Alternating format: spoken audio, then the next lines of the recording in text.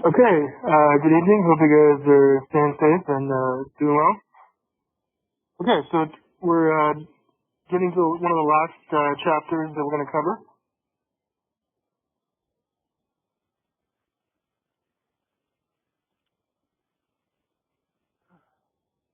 Okay, so let's see if we can summarize what's going on here.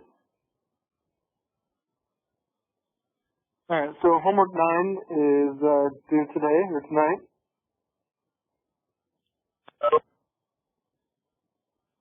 Okay, and then tonight we're going to do chapter 10, which is the more oligopoly material. And in particular, we'll do a bunch of game theory that relates to oligopoly. Okay, and then tonight's homework, chapter 10, will be due next week, next Friday. And then we're also going to do the other kind of longer homework. We'll introduce it tonight, and that's due in 2 weeks, and that's called the oligopoly homework.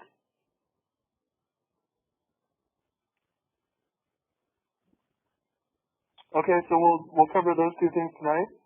And the chapter 10 homework will be due in a week, just like normal. And then the oligopoly homework, just like it says in the syllabus, will be due the last meeting, which is Friday, May 29th. Alright, so both of those just go in their normal spots in the discussion forum.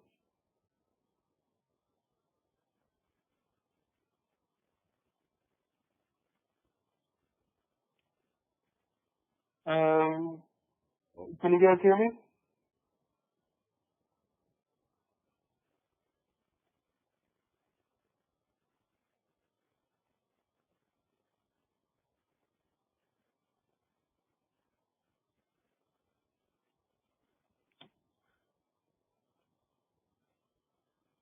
Okay, so hopefully you can hear me, and I'm not doing anything different. So hopefully I don't have a professional setup, but hopefully you guys can hear me through the computer. Okay. Yeah, I'll try to talk more directly to the computer. But I think the audio is okay. I'm not sure about the audio quality, but I'm pretty sure my audio is on. All right, so let me know if there's any more problems with that, with the audio. So these two things that we just discussed, the chapter 10 homework and the oligopoly homework will be due in their normal discussion slots.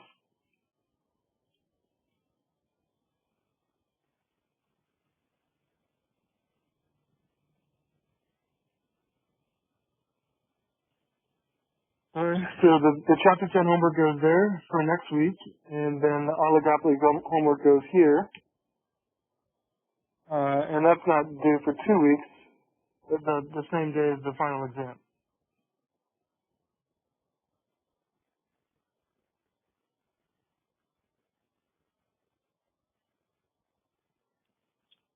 Okay, so basically we got chapter 10 to cover today, and I got to go over the assignment for the oligopoly homework. That's a little bit different than the regular homework, so I kind of like the elasticity one where you do a little bit of Excel analysis. But we'll cover both those things today, and just check the syllabus for when they're due, but nothing's changed as for topics and due dates on the syllabus.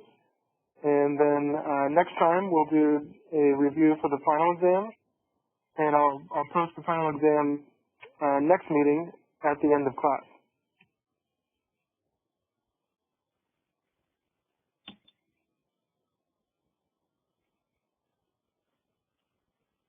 Okay, so let's go ahead and start chapter 10.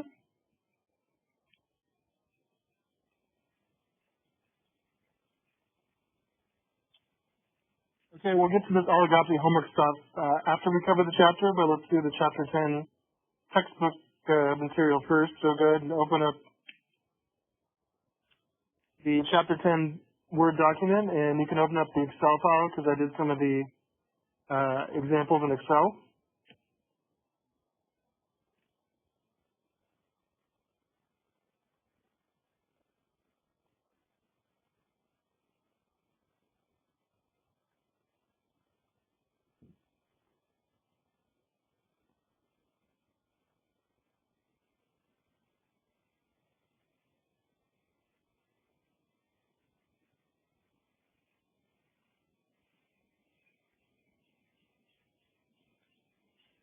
Okay, and then I have the chapter 10, I have the PDF of the older textbook version open, the chapter 10. So we'll look at that, and then let me just open up the PowerPoint as well for chapter 10.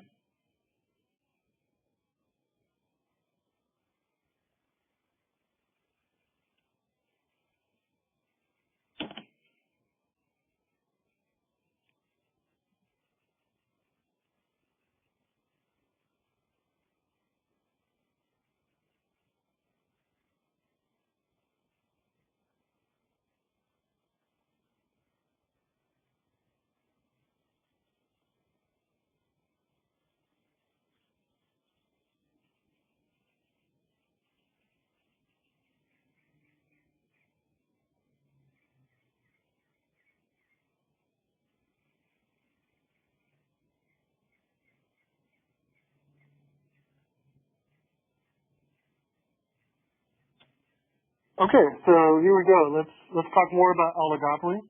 And so we introduced some types of oligopoly, or we talked about oligopoly last week. We did the two types of models in the homework, which were the Cornell and the Stackelberg, and so those we're familiar with. And today we're going to do some more types of oligopoly models and problems, which look at the game theory aspect, which is applied a lot to oligopoly. Okay, so we'll continue with oligopoly because there's a lot of interesting things you can do with this type of market. And in particular, we'll look at some types of game theory models. You might have learned some basic game theory in Biz 500B in my class, or whoever taught you that course. But we'll build upon those models, and we'll look at repeated games and multi-form games and some other forms of game theory. But I think we introduced some of this topic, brief game theory in 500B. But we'll build upon that a little more, and talk more about how oligopoly and game theory can be used and studied together.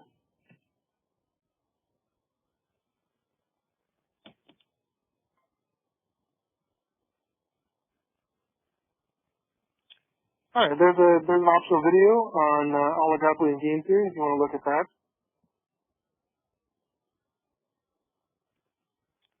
Okay, we'll first start by just the most basic type of game theory model that applies to oligopoly, and that's just looking at the two-player just single payoff matrix, where you basically both players play the game once.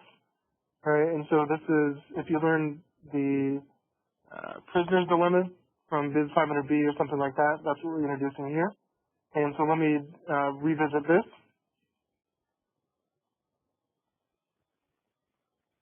Okay, so a player is going to play a dominant strategy if he or she has a dominant strategy. And so if that strategy results in the highest payoff to the player regardless of the opponent's action, then that's a dominant strategy, meaning that if the player has two strategies and they always do the same strategy, then that means that strategy is dominant because they would never do the other one. So if one strategy is always played, then it's a dominant strategy.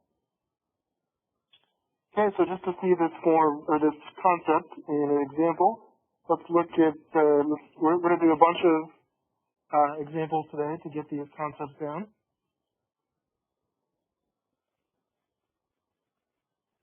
Okay, so first thing, let's look at demonstration problem 10.1.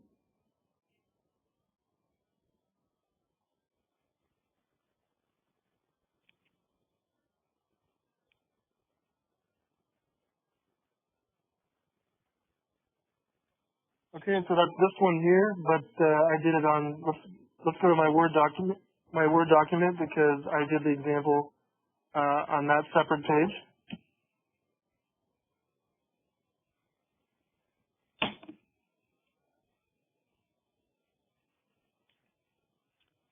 Okay, so on the chapter 10 Word document, there's some optional videos, more on oligopolies and game theory. We haven't got to these last two things yet, but when we get to them, there's a couple of videos on these other aspects of game theory that we'll cover eventually. And so there's a subgame perfect equilibrium video, which you can watch that. And there's a sequential games when you play the game when one person goes first and one person goes second. So when we cover all these concepts, and if you look through the textbook and you need some more information on these things, then I put a bunch of optional videos you can look at. So those are there.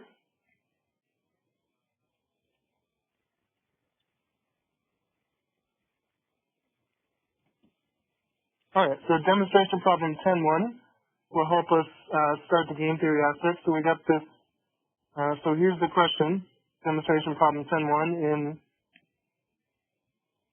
the game presented in table 10.1, which I put below. Does player B have a dominant strategy? Meaning, would player B play the same strategy every time?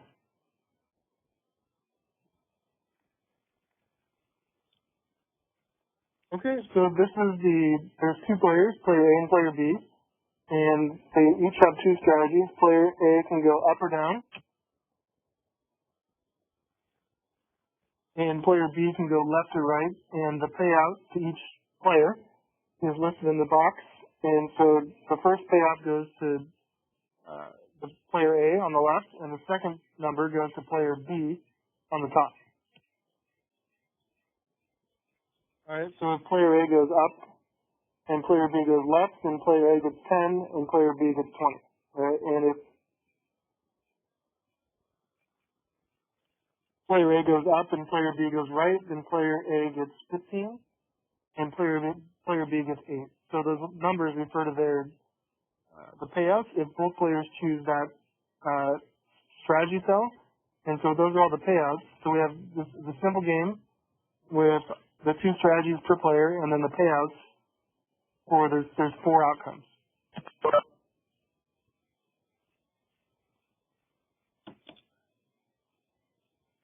Okay, so to see if each player, I guess, has a dominant strategy, let's see what they would do in response to their opponent's possible action. Okay, so let's start with player A.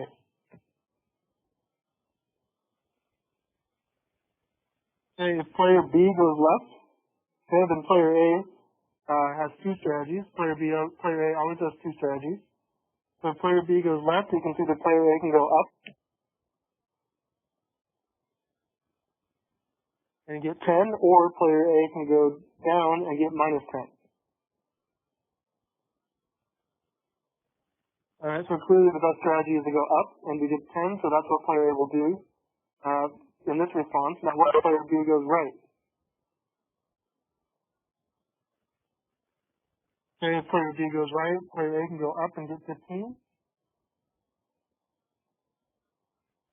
or player B can go down and get 10.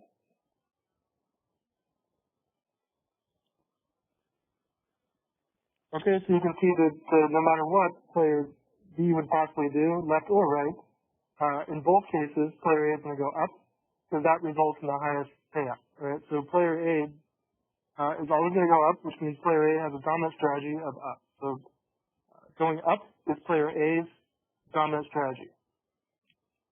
Now what about player B? Okay, let's look at player B's response to player A's option. So if player A goes up, player B can go left and get 20, or player B can go right and get 8.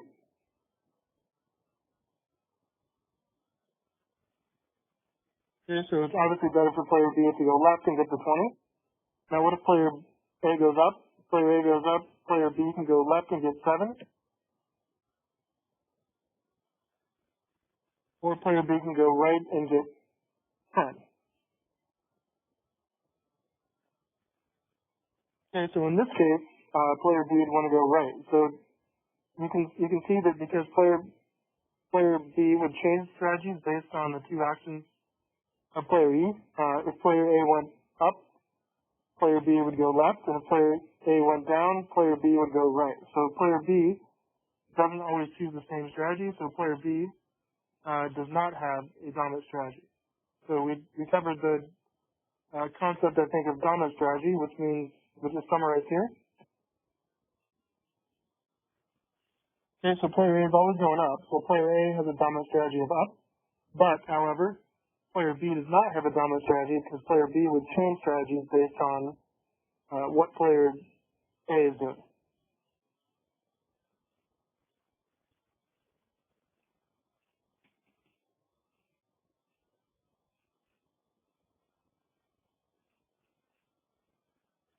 Okay, so do we see how do we see how we determine which players have a dominant strategy and which ones do not?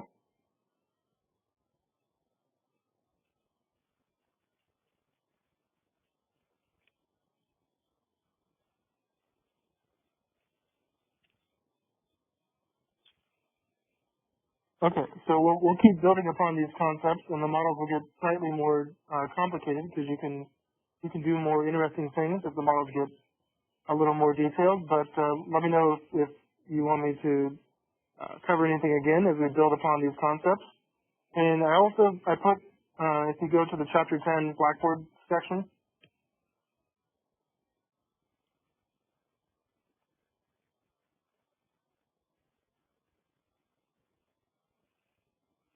I did all of these examples in Excel. If you want to see what I did, in case you want to use it as a template for your homework or just in general.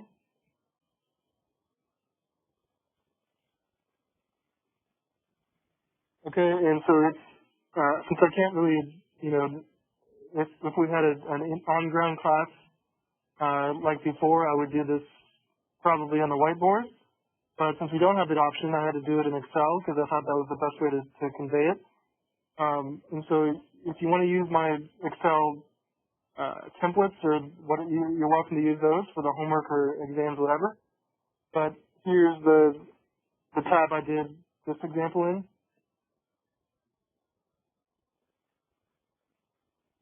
So there's that if you want to see how I did it or where I did it in Excel.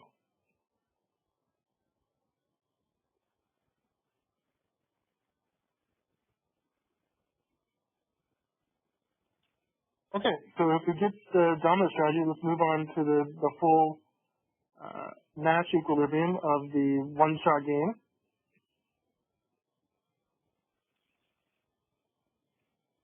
Okay, I don't know if we introduced Nash equilibrium in 500B, but I think we did this type of game before. I might have called it something else, just like the outcome or the result. But I think you might be familiar with this type of model. But let's first introduce the concept of Nash equilibrium from the famous mathematician John Nash, who, if any of you have seen A Beautiful Mind, the movie that I believe won Best Picture, that's the economist played by Russell Crowe who came up with this concept.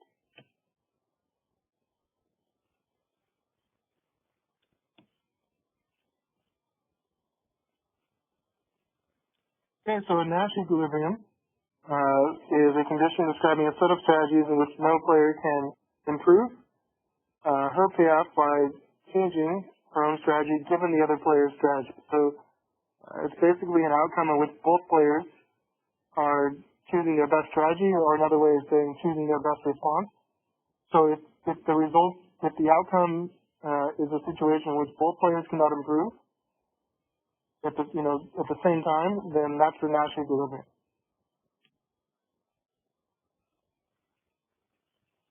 Okay, and let's look at demonstration problem 10.3, which shows that same example we looked at in the 10.1, but now let's determine what the outcome is, or the Nash equilibrium is.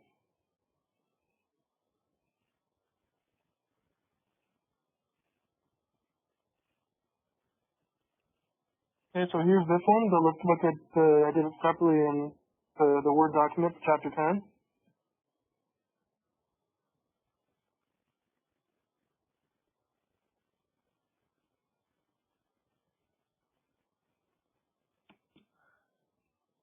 Okay, in the game presented in table 10.1, all right, the same game and same payoffs, let's define the Nash equilibrium. So the Nash equilibrium, we'll define it as, so we always define the equilibriums as the strategy and the outcome. So we have the two strategies and then the two outcomes, okay?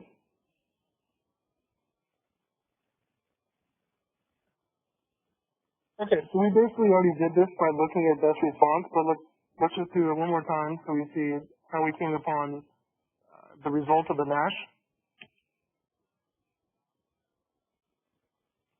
Okay, so we know that if player B is going to go left, then player A is going to go up, right? Because that's the better outcome. All right, so any outcome, I put a little underline, given that that's what they would choose. And if player B goes right, then player A goes up. So player A always goes up, you know that. So I underline the two player A up outcomes. And if player A goes up, then player B is going to go left and get the 20. Okay, and if player A goes down, then player B is going to go right and get the 10. So all the options they chose, I underlined that outcome. Okay, so basically the way to determine a Nash is you look for, if you do the underlining, like I did, you can look for the only cell that has both numbers underlined, which is this one.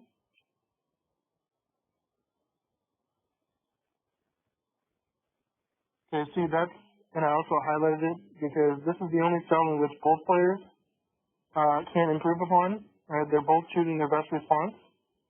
And any other situation, one or more of the other players wouldn't choose it. Right? So if you look at this outcome,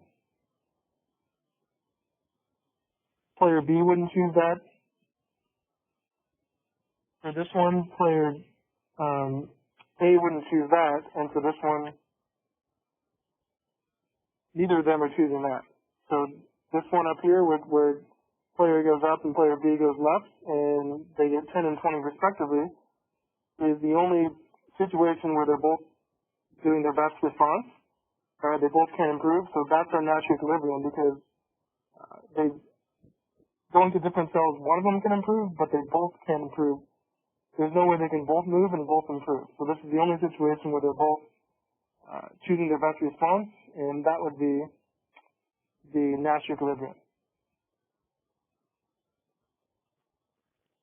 Okay, and you can describe it as just list the two strategies and then list the two payouts. So you can see that I described it as up left, where player A goes up, player B goes left, and then the outcomes are player A gets 10, player B gets 20, so there's the outcome 10-20.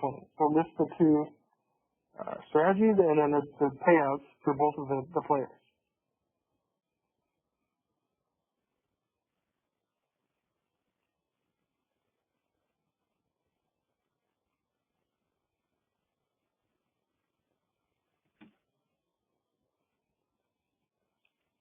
Okay.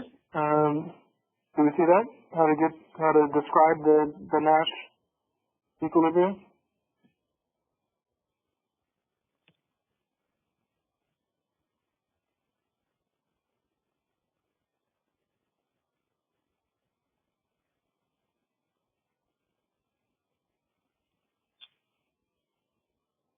Okay, let's move on to another, or let's keep building upon this.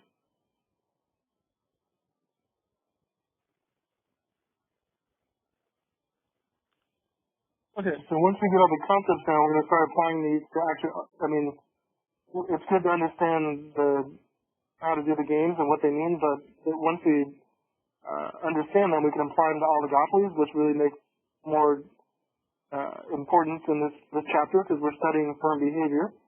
And so we want to know how we can use game theory to model one or more firms that compete in an oligopoly. So we're getting to that.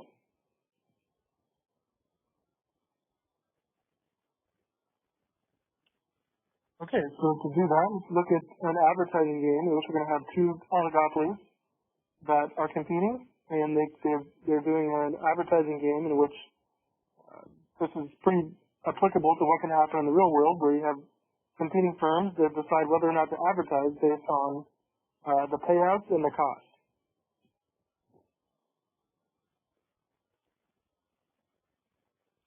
Okay, so demonstration problem 10.4 will give us an intro to this, how to apply game theory to oligopoly advertising.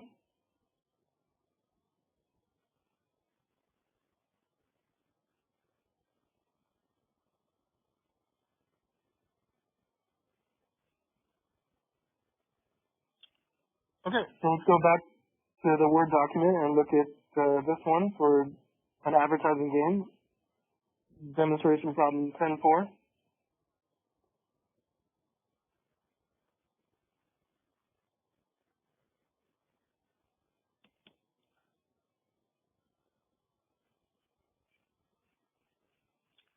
Okay, so let's suppose your firm competes against another firm for customers, and you and your rival know your product will be obsolete at the end of the year and must simultaneously determine whether or not to advertise. In your industry, advertising does not increase total industry demand, but instead induces customers to switch among the producers of different firms. So basically, you're gaining customers by giving them information about your product, and so advertising just gives you more customers and more revenue. Okay, so, oh no, right, so it doesn't increase total demand, but it takes some of the demand or some of the customers away from your rival, which is very important. So if both you and your rival advertise, the two advertising campaigns will simply offset, and you'll each earn $4 million in profits. Okay, if neither one advertises, you each earn $10 million in profits, and that's because you didn't have to pay for the advertising budget. You just got to split the pot. Okay, but if there's a mixed outcome, if one of you advertises and the other doesn't, then the firm that advertises earns $20 million, and the firm that doesn't advertise earns only $1 million. So you can see the trade-off here where they both probably like to not advertise, but they run the risk of the other firm advertising when they don't and losing all the customers. All right, so is your profit maximizing choice to advertise or to not advertise, and how much money do you expect to earn? So let's replicate this word problem in the graph or in the payoff matrix.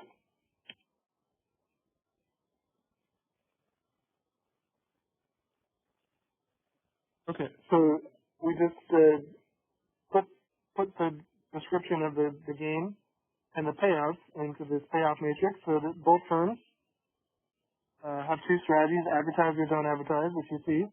And like I said, if they both advertise, they both get 4.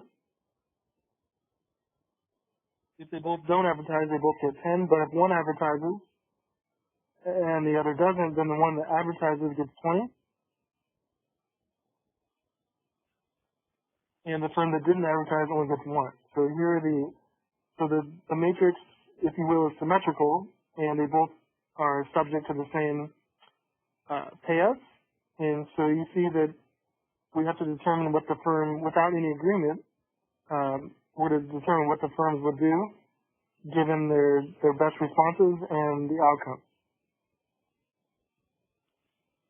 All right, so given this is a one-shot game with no agreements or no cooperation, we're basically just determining the Nash equilibrium, and that's what this question is asking.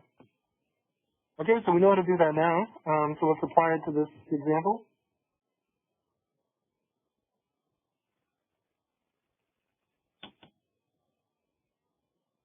Okay, so firm B advertises.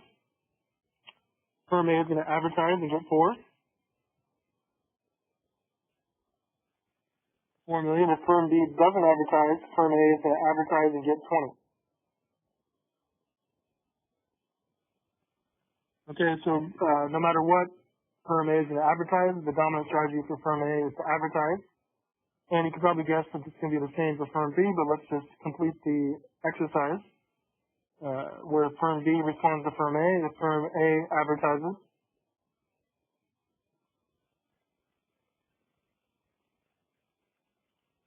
firm B is going to advertise because that 4 million is bigger than the 1 million from not advertising. And if firm A doesn't advertise, firm B is going to advertise.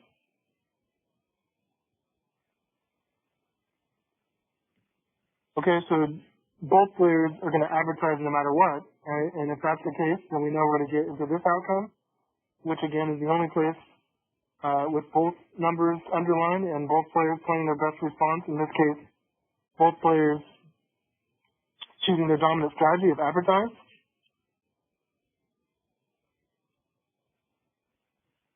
Alright, so if they're both always going to advertise, then this is the outcome.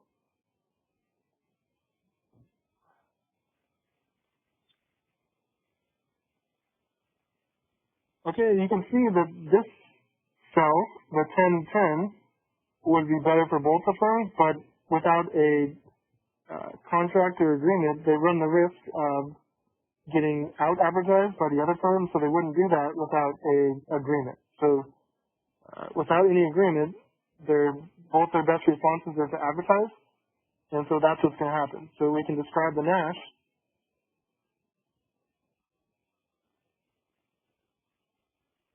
as advertise, they both advertise, and they both get 4 million shown there in the payouts. Okay, so the answer to the question, your profit maximizing choice is to advertise, and you expect to earn 4 million in profits given this, one-time gain.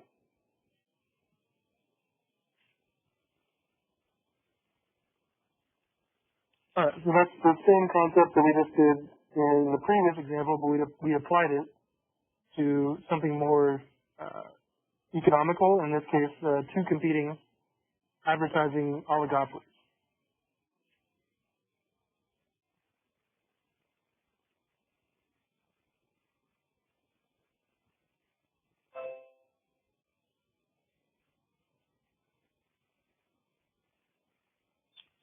Okay, so now we're going to start doing games where you play it multiple times or more than once. So basically, some kind of repeated game.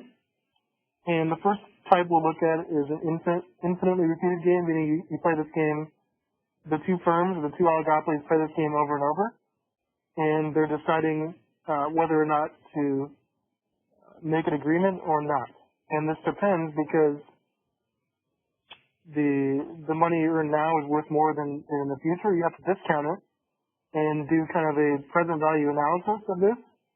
So that's what we're going to do for this type of game.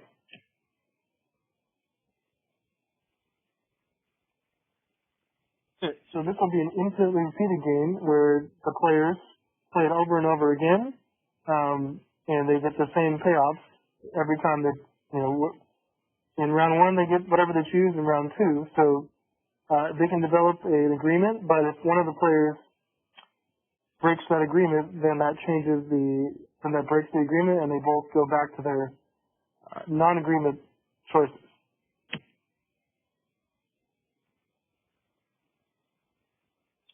Okay, let's first look at how present value analysis applies to this example.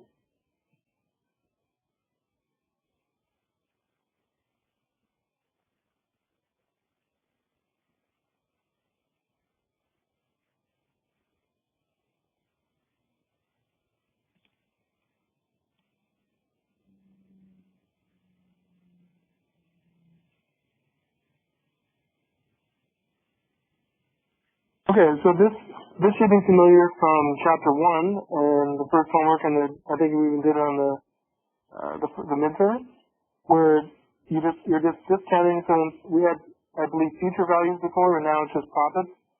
So just assume that this is pretty much the same exact formula from chapter 1 for present value. The only difference is there's no cost, so this is present value, not net present value. So remember, all you did was add up all the future values and discount them, which was just 1 plus I raised to the n period. Alright, so this was the first period where you don't wait any time, you get the payment immediately. And so there's no discount for that. And then the second, after 1 year, you divide it by 1 plus I to discount at 1 period, and then so on. So each time you wait another year, you have to divide it by 1 plus I raised to that period. So the second, if you wait 2 years, you square it. Okay, and so on. So you did this similar type of analysis in chapter 1 for net present value, but now we're applying it to the game theory aspect because what we're trying to show is if there's a trade-off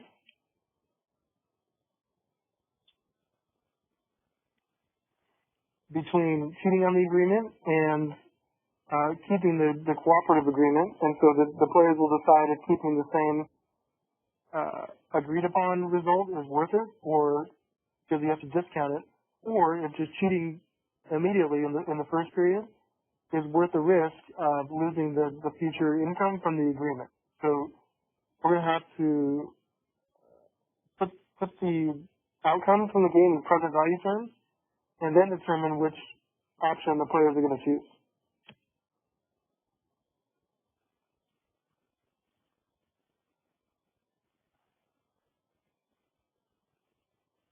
Okay, so this is the general formula we're going to use, meaning that if the payoff is the same in every period, which it would be if they kept the agreement, then you can just simplify the formula to this, which is used for an infinite stream of payments.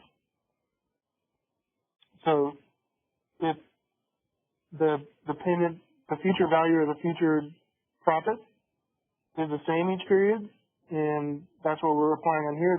You use this formula where it's just 1 plus I divided by I times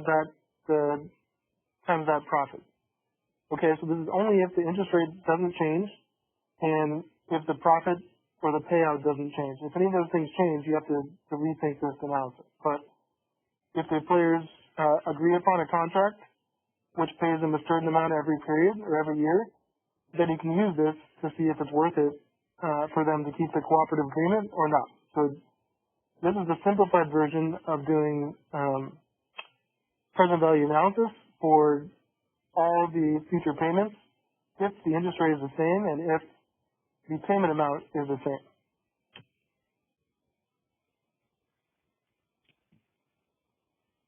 Okay, so that's what we'll use to make the comparisons when we do this infinitely repeated example of the two firms.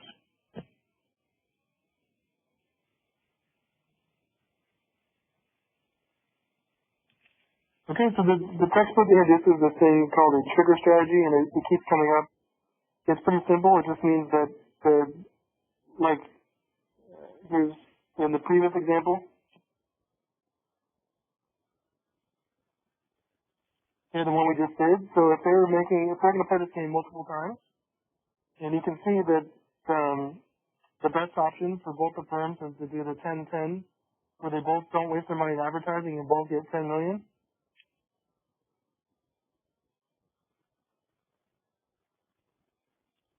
Okay, so if they can make that agreement and play the game multiple times, and they both get 10 the first period, 10 the second period, they keep getting 10s. And if they keep that agreement, right, if neither player cheats on the agreement or breaks it, then they keep doing it. And then if either of the players breaks the agreement or cheats on the agreement, then there's a trigger strategy, meaning if one of the players breaks the agreement, then the agreement's done, and they go back to their non-agreement outcomes. Okay, so a trigger strategy is just you play the same thing you agreed upon until one of the players breaks it, and if they do break it, then the agreement's over because that's the trigger that broke the agreement.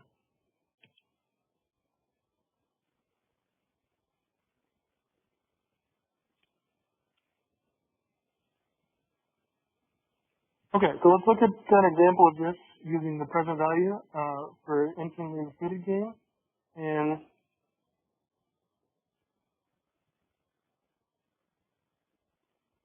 we'll look at demonstration problem 10.6.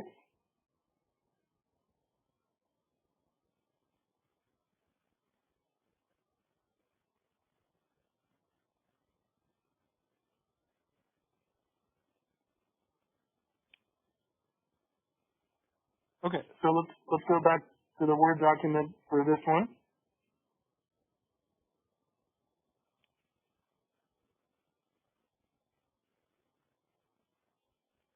Okay, and again, I put all these in the Word document, but if you want to see what I did in Excel, if you want to use this as a model or a template, you're welcome to do that. All right, there's the first two, and here's the one we just did with the advertising we're about to do.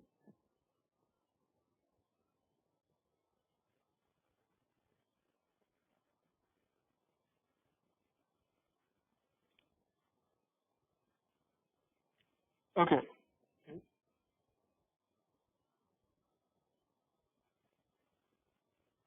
All right. So there's the general formula that you're going to look at the present value of the stream of profits or payouts for the whole life for the infinitely repeated game is like that. If it's the same each period and if the interest rate doesn't change. So that's the only way we can use this. And that's the simplified version of the present value calculation. Okay, and for your homework and for your midterm or final exam, etc., if this stuff is on there, you're welcome to use my Excel templates. You don't have to use Excel to do this. You're welcome just to use like graphing paper and do this by hand if that's easier. And so you're not required to do this only via Excel and Word. If it's easier or more beneficial for you just to do it separately on a piece of paper, you're welcome to do that as well.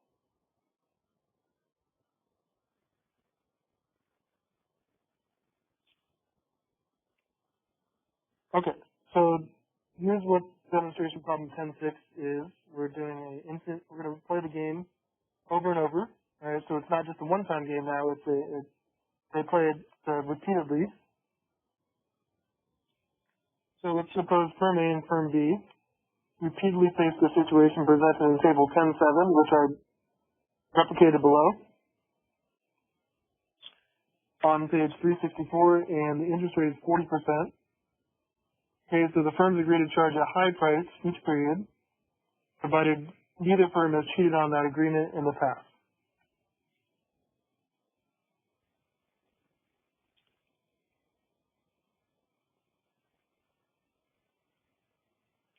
Okay, so just look at the payout matrix. If they both didn't make an agreement, you could do the analysis and they both come out to this result.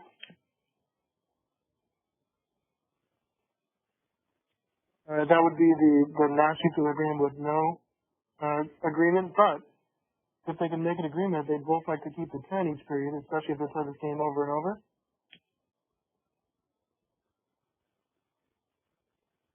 So that's going to be their informal agreement that they'll keep over and over unless one of the players cheats on the agreement. And cheating means instead of both pricing high, they instead price low, and that would mean that they get 50 million.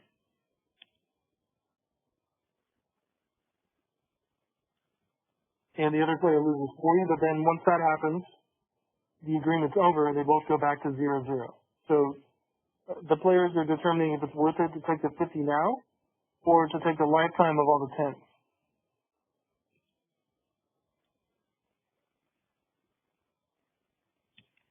Okay, so part one is what our firm is profits if it cheats on the agreement. So the agreement, like it says in the problem, is they both price high forever and they both get 10 every period, 10 of the payouts. Okay, so the present value of cheating for either firm is instead of pricing high, they price low, and so this is firm A. Instead of pricing high, they price low, which means that this is the outcome.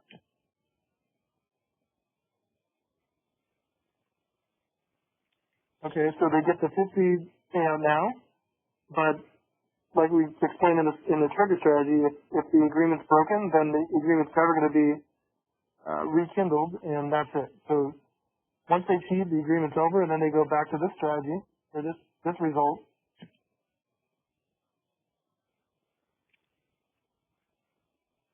Okay, so if they cheat, it's basically 50 for the first time, and then plus a bunch of zeros because that's the result of no agreement. So if one of the players cheats, they get 50, and then plus a bunch of zeros.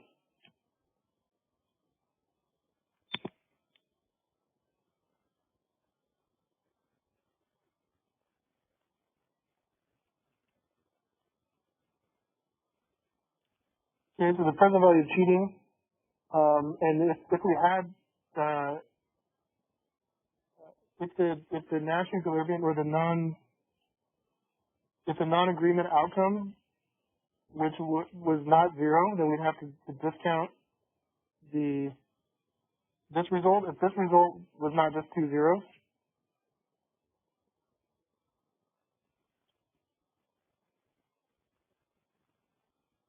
okay, then we'd have to discount it because they're even if the agreement's broken, they're still getting that payout.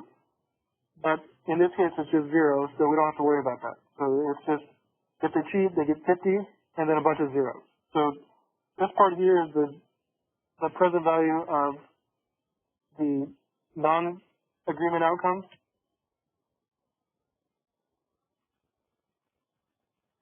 But since the profit is just zero every time after you cheat, then it's going to come out to zero. So the present value of cheating is just 50. Okay, 50 plus 0 is 50.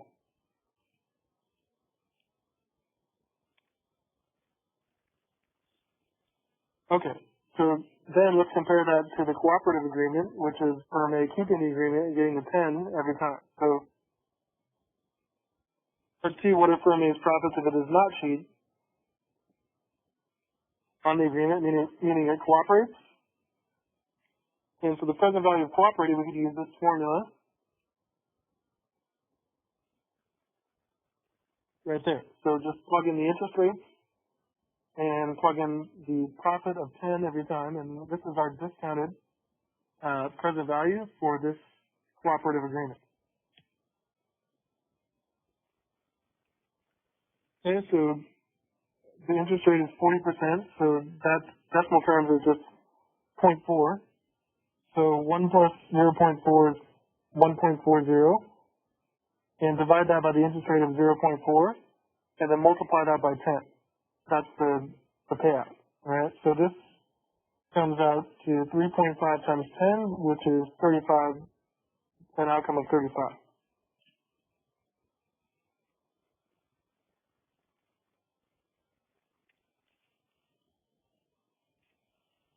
Okay, and so in this case, it looks like it is better for the firms to cheat on the agreement, and there wouldn't be an agreement in the first place, because cooperating gives them 35, and cheating gives them 50. So does an equilibrium result where the firms charge the high price each period? And the answer is no, since 50 is bigger than 35 for cheating. The present value of firm A's profits is higher if it cheats on the agreement than it doesn't cheat. And since the payout matrix is symmetric, each firm has an incentive to cheat on the exclusive agreement, even if it believes the other firm will not cheat. So either way, they're both going to figure that they should cheat if they do this calculation, and each firm will charge the low price each period, and it goes back to the non-agreement outcome. So it goes back to the original Nash, just like this, because basically they're both going to cheat.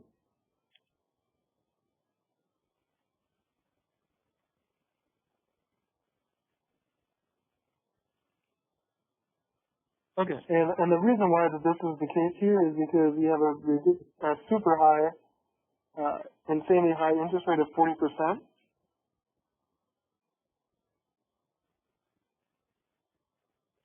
And so normally it'd be better probably if the interest rate was a reasonable amount to keep getting 10 every period, but because it's 40%, that means you can take the 50 and earn 40% interest every year.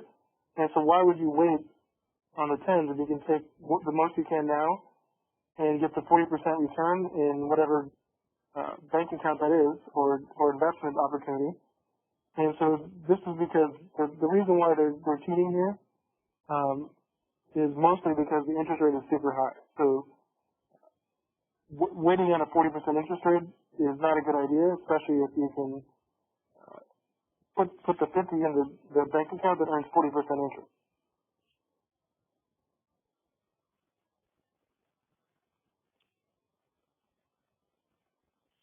Okay, so for this type of example, use this formula if they cooperate, and then if they cheat, you look at what they get for cheating, and then what they get back to the original non-agreement portion for the rest of the game. So here, this is used for the agreement of 10, and then cheating is just 50 plus 0 plus 0 plus 0, etc.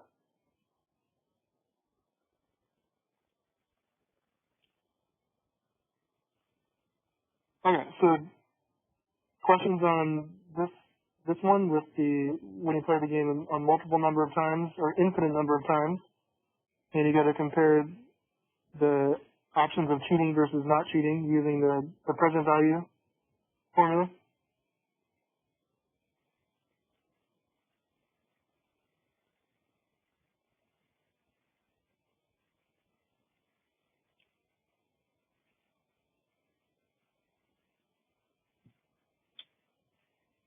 Okay, let's continue. Okay, so again, this one's here. If you want to see it, I did some separate tabs for the Excel version.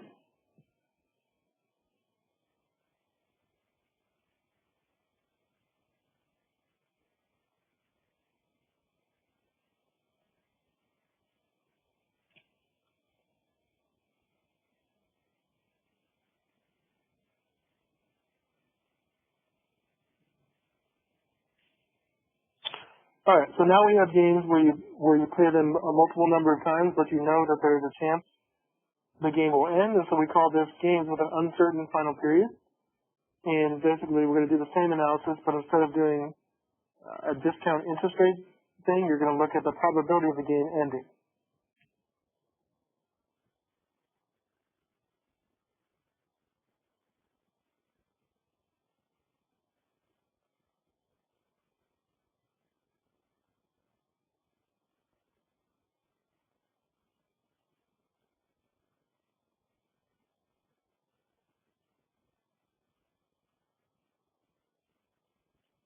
Okay, so this will show you that this thing theta,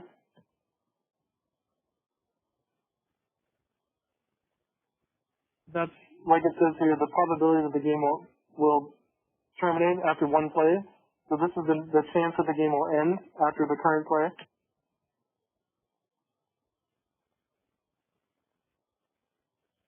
Okay, so if theta is 50%, you're most likely going to play the game twice because there's 50% of it ending twice. If it's 25%, you're most likely going to play the game 4 times. So those are the odds. So theta is just the percent or the chance that the game will end, because you know it's going to end at some point. So all you can do is put probabilities on it ending. Okay, and so if that's the case, this is how you simplify the payouts using the theta metric.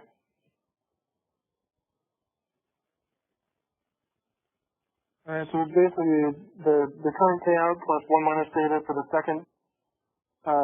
If you play it the second time, then plus 1 minus theta squared for the third time, but it simplifies nicely to this. So it's basically just whatever the payout is divided by theta. And it'll make total sense when you do the analysis because it breaks it down by the most likely, like depending on what theta is, this gives you the most likely number of times you're going to play the game and what you'll get in total by doing that. So just take the outcome and divide it by theta, and that gives you the result for the cooperative agreement.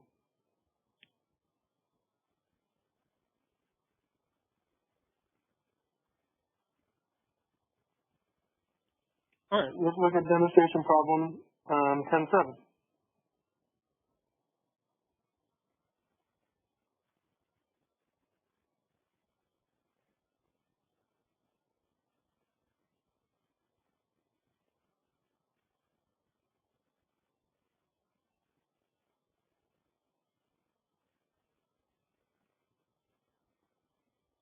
Okay, here's the fun one. I'm going to grab some more coffee. I'll be right back in like 30 seconds.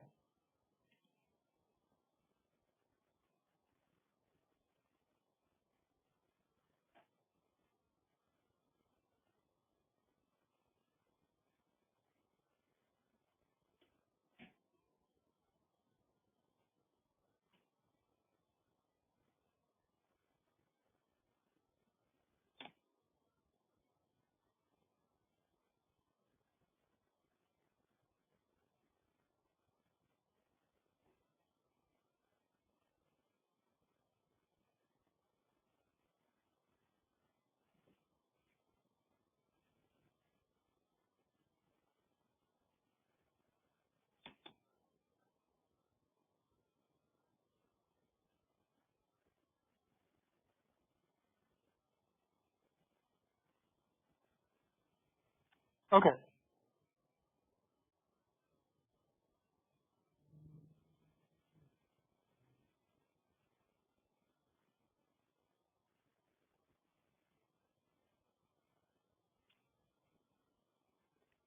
Alright, so here we go. Here's a nice one where we have two firms that are oligopolies, and they're going to play the game multiple times, but there's a chance the game will end, and this will explain the use of the theta thing.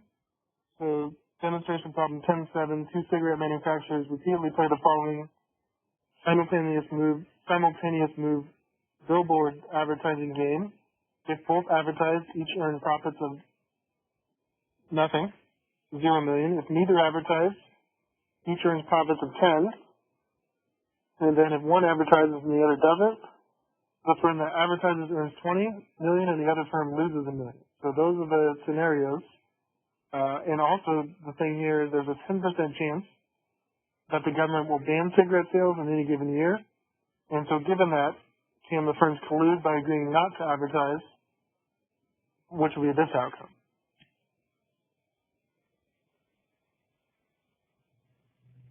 Okay, so if there was no agreement, you just did the Nash equilibrium, they both agree upon this, but they'd like to make this agreement here, where they both agree not to advertising, and they don't spend any money, and they both get the 10 million. And you can see there's an incentive to cheat for both of them, where they would both get, whoever cheats gets the 20 million, and the other firm loses 1. But if they can determine that the agreement is better than cheating, given the odds of the game ending, then that's what they'll do. So we're going to compare the result of this versus cheating. Okay, so let's look at the present value, or what the outcome is if one of the firms cheats.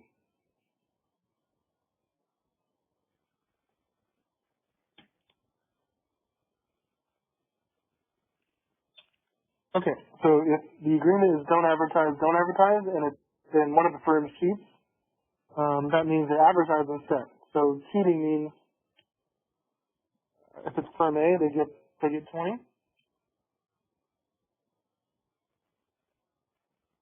Okay, and then after that cheating happens, the agreement's over, and they both go back to the 0-0 combination or outcome.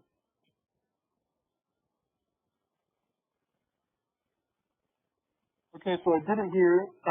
So you can probably guess or determine the odds.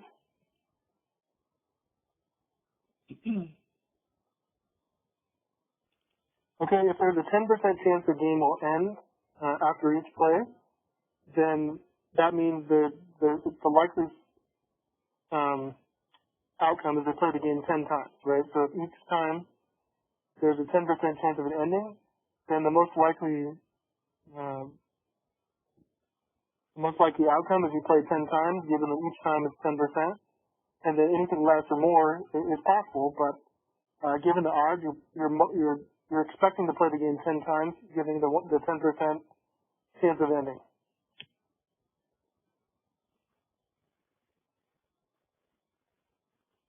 Okay, so if you cheat, then you use one of the times to get to 20.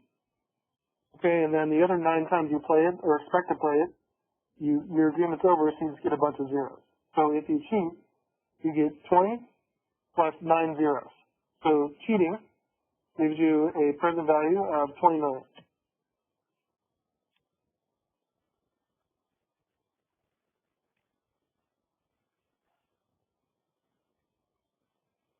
Okay, but then you can just use if you're gonna keep the cooperative agreement, you can use a simple formula, which is that the profit divided by theta is your expected profit.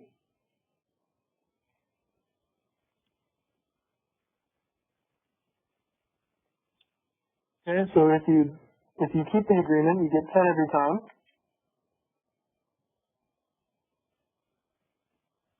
and just divide that by theta, which is the chance the game will end, which is 10%, and that's 10% is just 0.1.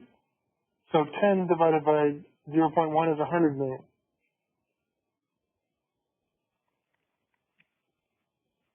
Okay, and you can also double check that if you didn't even use the theta, if you expect to play the game 10 times, then 10 tens is 100, right? So if you just did, you most likely play the game 10 times, and if you keep that agreement 10 times, then your outcome is 100. So you should be able to see why the theta gives you the current outcome. So you can either do the profit divided by theta, or you can just do 10 times 10 because it's going to come out the same.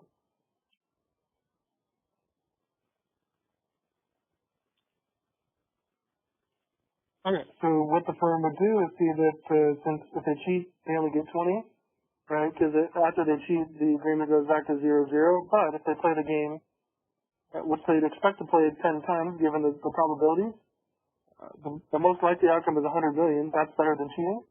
So they're both going to keep the agreement because the matrix is symmetric, and each firm can collude by agreeing not to advertise, and then they both get a nice 10 million each time.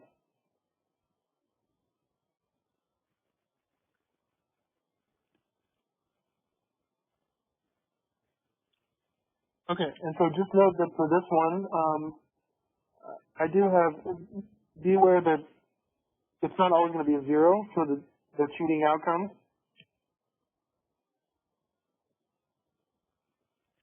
So I have one in the homework where it's the same thing, but not the same thing, but it's the same idea where cheating gives you a high payout first, but then you have to figure out what they get by not cheating. So you basically go back to the Nash equilibrium outcome, and you do the same analysis here where it's 1 times the cheating outcome plus the rest of the time, the rest of the number of plays times the non-cheating outcome. So here it's 1 times 20 plus 9 times 0, but notice how you just plug in whatever number goes here. It doesn't always have to be 0. It's just the other case. It's the case where they go back to the Nash equilibrium and they break the trigger strategy. And so even if it's not 0, which makes it easier to calculate, you can still figure this out by just determining the number of times they're expected to play the game, given the probability of the game ending.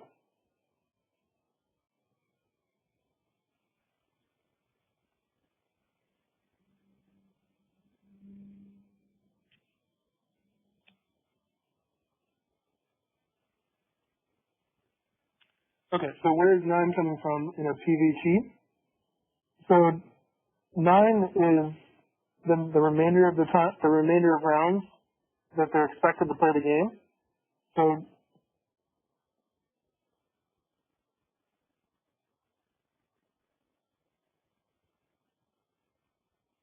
right, if there's a 10% chance the game ends, then the most likely scenario is that you play the game 10 times because each time has a 10% chance of ending. And so what you can do is just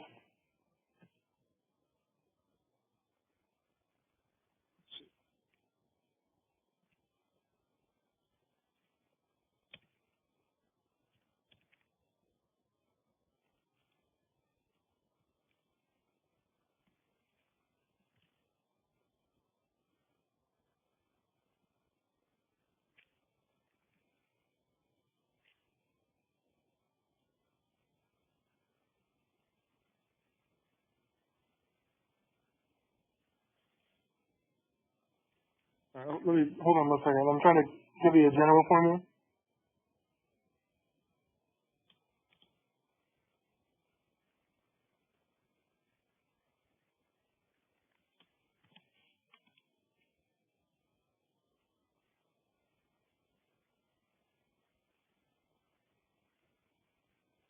Okay, so if you do this, so if you just take 1 divided by theta, that'll give you the number of times you're expected to play the game. Okay, so in this case, we have 1 divided by 0.1 for 10%, and so that's 10. Alright, so if you do this,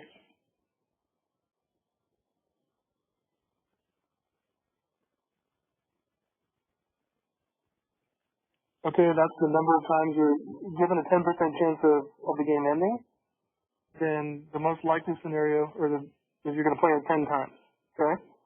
And so determine how many times you're going to play it, and then go to the cheating. So if you're going to play the game 1 time, or 10 times, here's the first one. Here's round 1 where you cheat.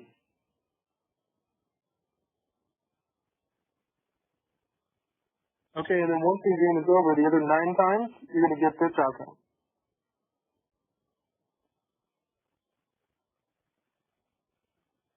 Okay, so because you can't really do the profit divided by theta if it's not the same every time, but it's easy to figure out where, and it's the same as, like, I could also do this.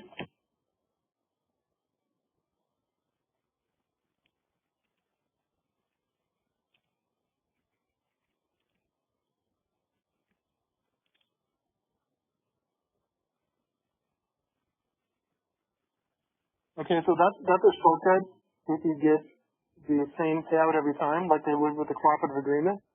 But if you don't get the same thing every time, you have to figure the both cases. So here's the one-time cheating.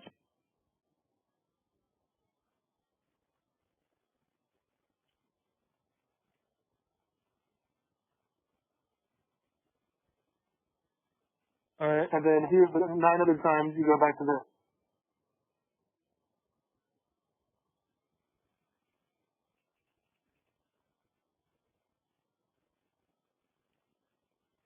Okay, does that make sense? Why we play it 10 times and how you get the two, how you get the outcomes for the cheating?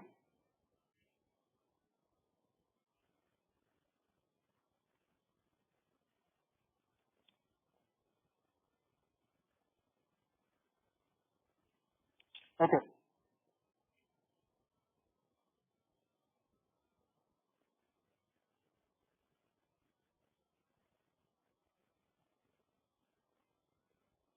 Okay, so basically, if you want to know for sure how many times you're gonna play the game, just do 1 divided by theta, and that'll give you your number of rounds given the probability, and then just make sure your rounds add to 10, or it doesn't always have to be 10. Well, if the chance of the game ending was 50%, you're gonna play it twice, and so on.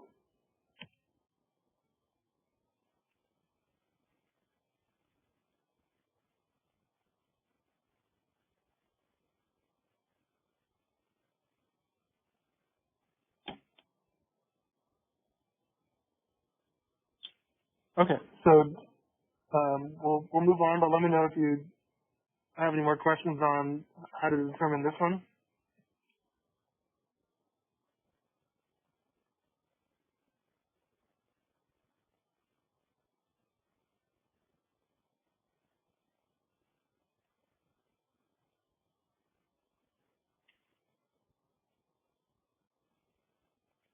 All right. So what if you play the game a number of times, but you know when the game's going to end? And this is called.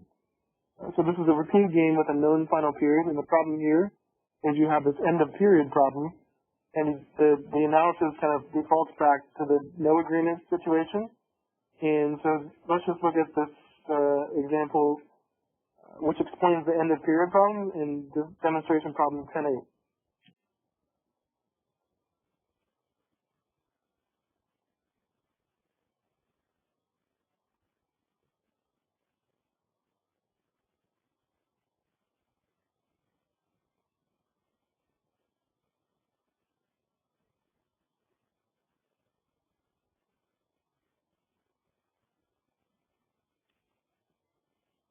Okay, so here we go.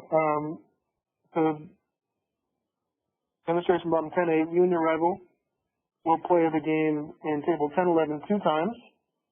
Let's suppose your strategy is to charge a high price each period, provided your opponent never charged a low price in any previous period. How much will you earn? And let's assume the interest rate is 0. So if this is the agreement,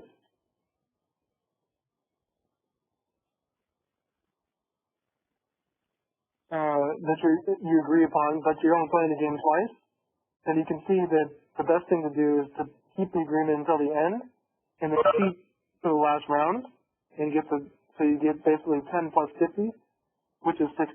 But you can see by working this out that both firms are going to do the same thing, and the final result will just be this.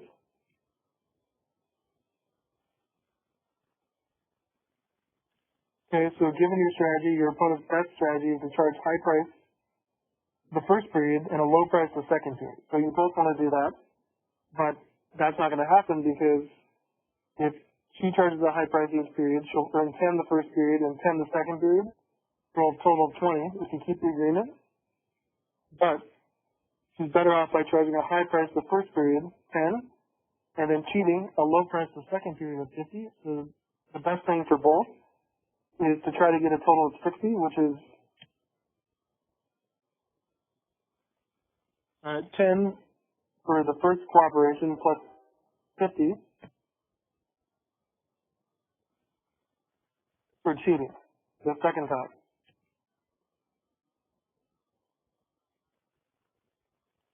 Okay, and if that's the case, you would earn 10 units the first period and 40 and lose 40 the second for a total of 30. But the problem is you both know that that's the best strategy for both of you. And so the trigger strategy is going to start right away. And so given the known period, the best thing for both firms to do is just to go to the low-low situation.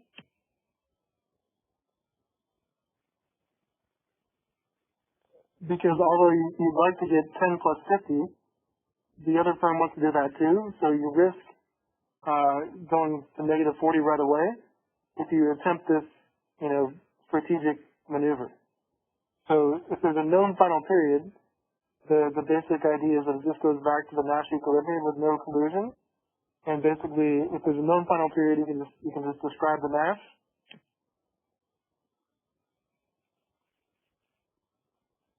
Which is low, low, 0, 0.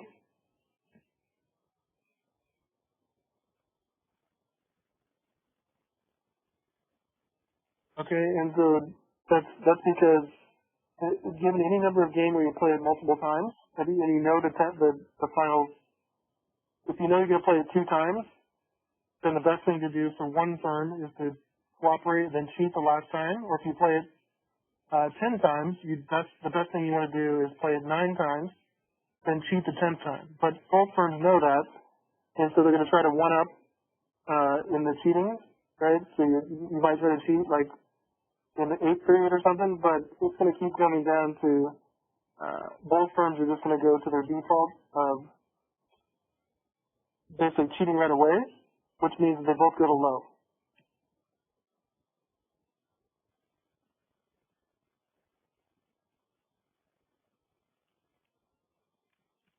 All right. So the conclusion here is if you have a known final period, both firms, the outcome is going to be the simple Nash equilibrium because both firms have an incentive to cheat.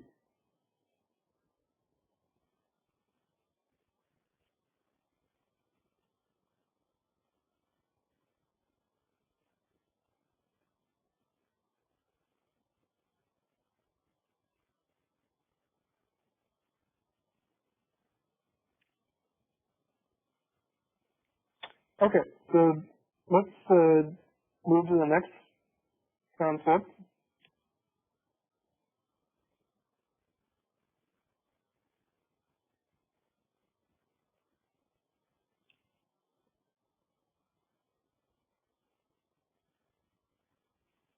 Okay, so now we can look at multi-stage games, which means that there's like a game tree in which one player goes first, has a first mover advantage, and then the other player goes second.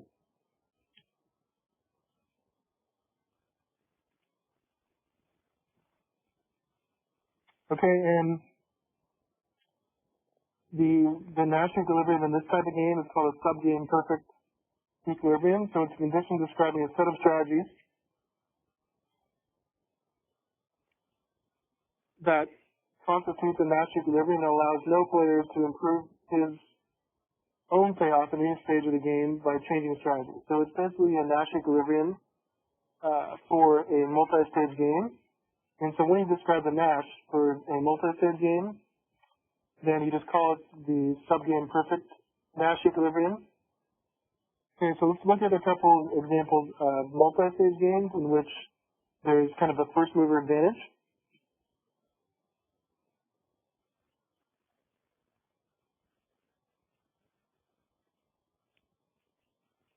Alright, so first one is demonstration problem 10-9.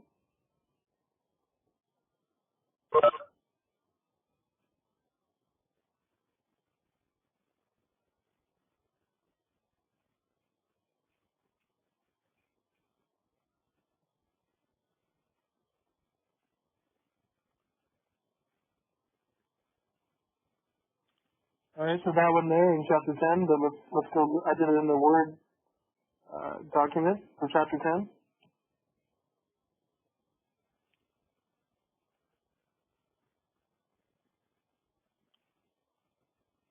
Alright, so here we go.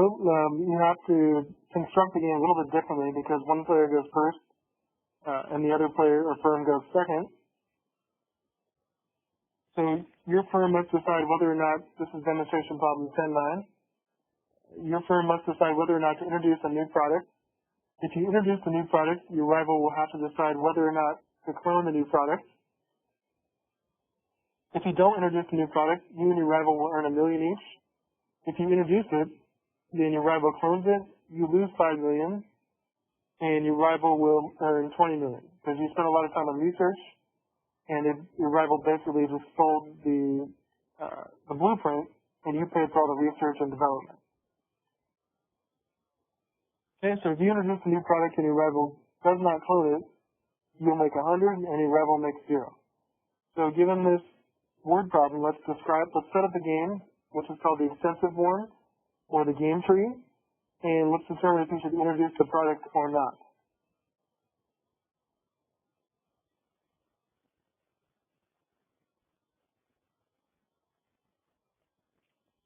Okay, so you go first. We're calling you firm A, and so you can introduce the product, or you can not introduce it, and if you don't introduce it, the game ends. And you both get $1 million. So the first payout goes to player A, and the second one goes to player D.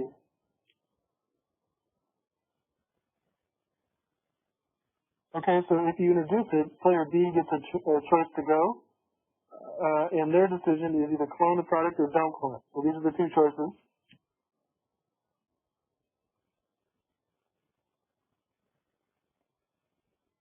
All right, this is the outcome if they clone it. Firm A loses $5 million, and firm B gets 20, and then if they don't clone,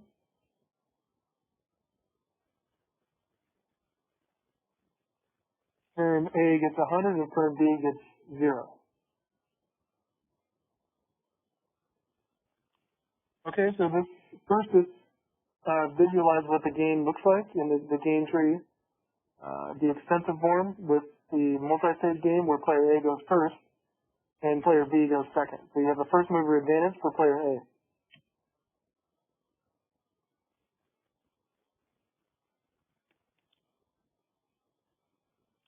Okay, so the way to solve these type of games is go to the final stage of the game. So go to the second player and determine their optimal strategy or best choice. Alright, so player B goes second. So let's figure out what they would do in response. So if player B gets a choice, they can either clone and get 20,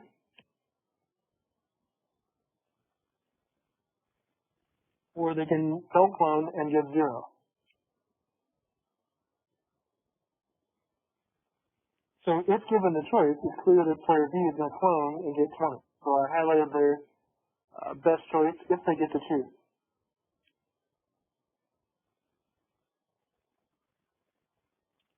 Okay, player A goes first and can figure out what player B would do.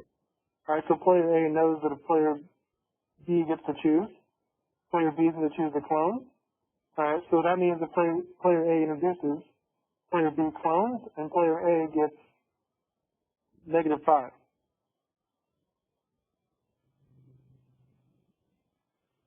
Alright? Or player A can just don't introduce it and get 1 million.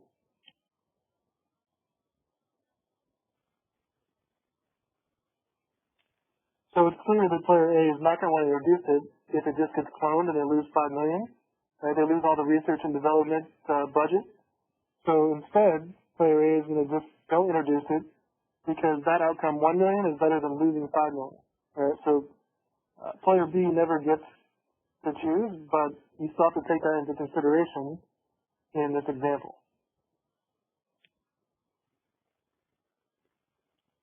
Okay, so you can describe the subgame perfect Nash equilibrium, which is just basically a summary of this equilibrium in the extensive form game. And so just describe what both players would do, even if player B didn't get to go. The best strategies were don't introduce and clone, right? So player A would always don't introduce, and player B would always clone.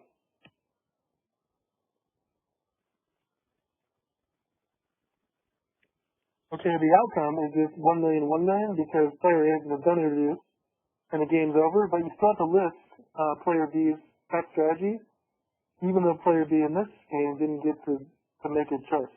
So describe both optimal strategies and the final payout, which is this.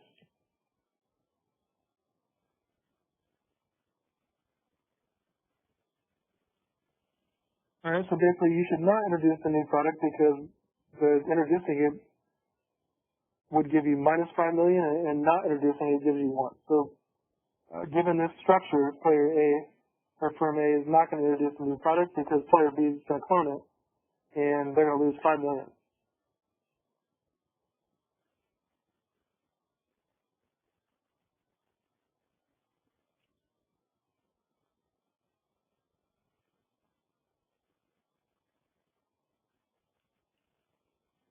Okay, do we see that? So how to do the extensive form where there's a multi-stage game where one player goes first and the other firm goes second?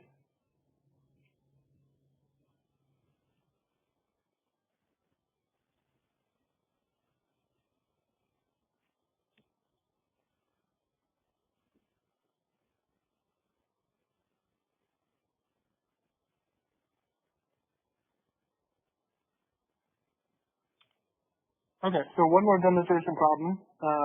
Demonstration problem 1010.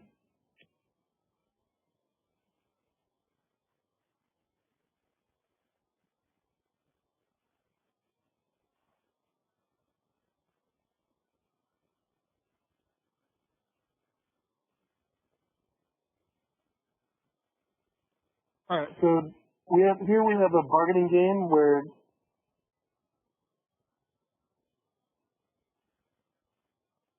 I did this one in the other document.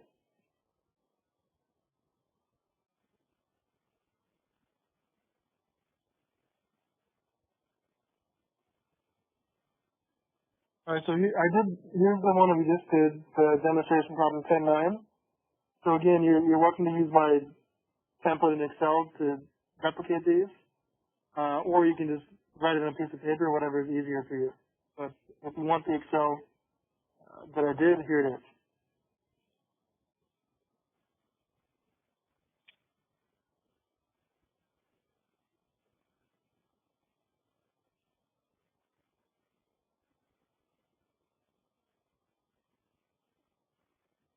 Alright, demonstration problem 10.10. Let's consider the bargaining game just described, but suppose the order of play is reversed, and the union gets to make an offer, then management decides whether or not to accept or reject it. What is the subgame perfect equilibrium outcome of this bargaining process? So the game here is that the union, they're deciding how much to split a $100 bill, and the first mover, in this case, the union, offers something, and then the management decides accept or reject.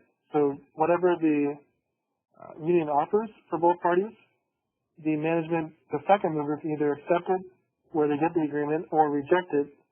And in that case, they both get 0.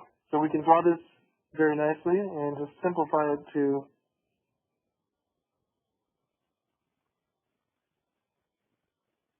so we'll simplify it to 3 scenarios where the union can either offer $1, they can offer 50, or they can offer 99. So if the union offers $1,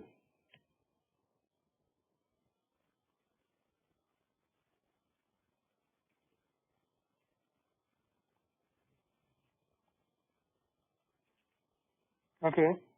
So in the second mover, the management, the big M, their only option is to either accept or reject, right? So whatever they get offered, they can either accept it or reject it. If they accept it, they get the specific offer.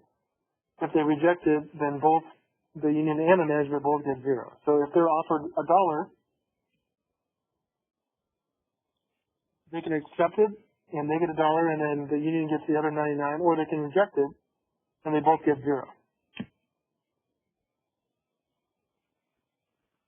All right, if they're offered 50, they can accept it and get 50, or they can reject it and get 0. And if they're offered 99,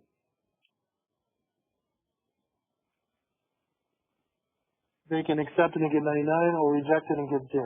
So you can see that if they're offered anything, accepting it is better than not accepting it. So because if they don't accept any offer, they get 0. So regardless of the offer, the best response or the rational thing to do for the second mover management is to accept it. And so you can see that 1 is bigger than 0, 50 is bigger than 0, and 99 is obviously bigger than 0. So whatever they're offered, they should accept it given the best response scenario, because if they don't accept it, they get 0. So the dominant strategy or the best response of management, the second mover, is to always accept.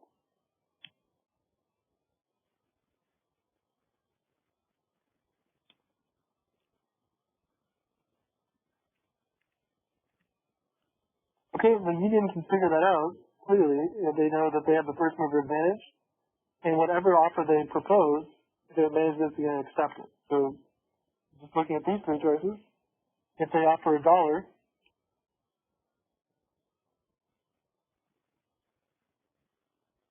they get to keep the 99. The rest of it, if they offer 50, they get to keep the rest of the 50, and if they offer 99, they only get $1.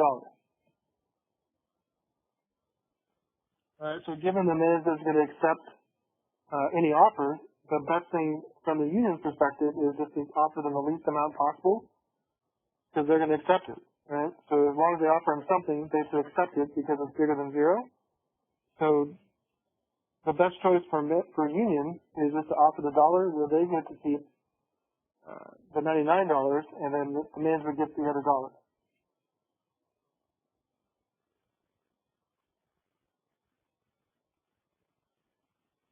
All right, so this shows how there's a first mover advantage, and it's irrational for the management to decline any offer, because if they did, they just get 0.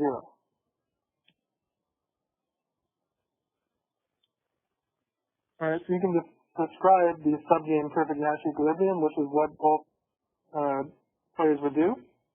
So the union, best choice is to offer $1, and the management's best choice is to always accept. And the result here is going to be the top one, where the union gets 99 and management gets 1.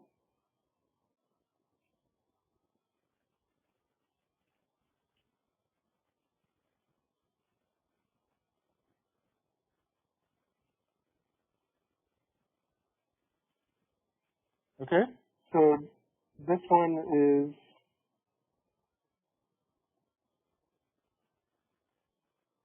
I did this one in Excel as well if you want to see what I did there.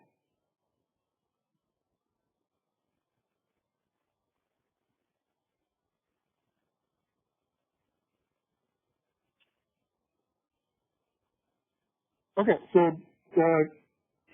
questions on any of these types of game theory problems that we covered in Chapter 10.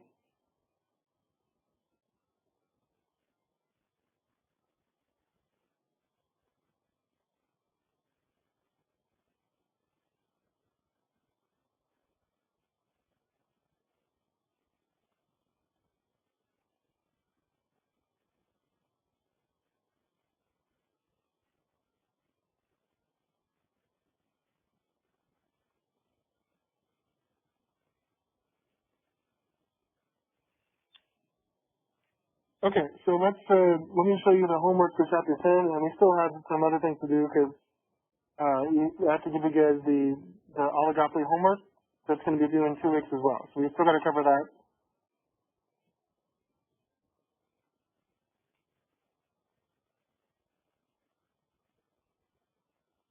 All right, so first, just if you open up under Chapter 10, the Chapter 10 homework.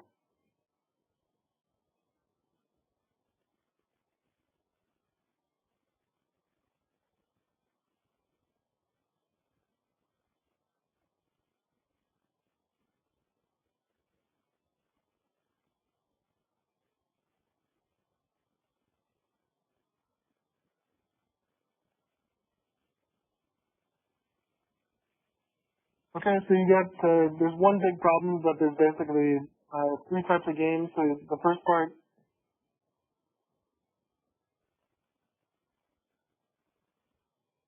okay, so you do a one-time game, and you just draw the payoff matrix, and you define the Nash equilibrium.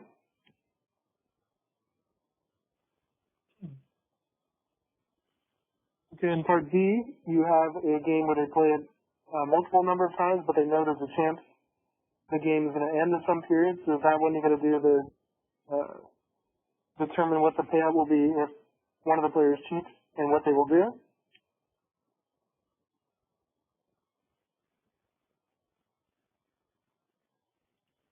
Okay, and player part C is you have a multi-stage game where you're going to draw a little game tree and then determine what the outcome is based on the first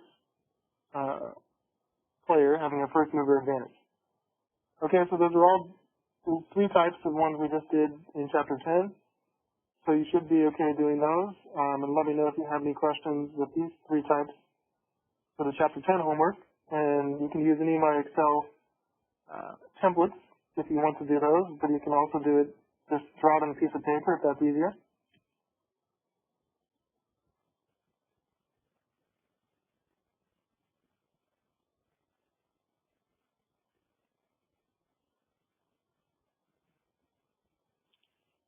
Alright, so that's the homework for Chapter 10. That's the next week in the same discussion forum for Chapter 10. That goes right there when you're done with that.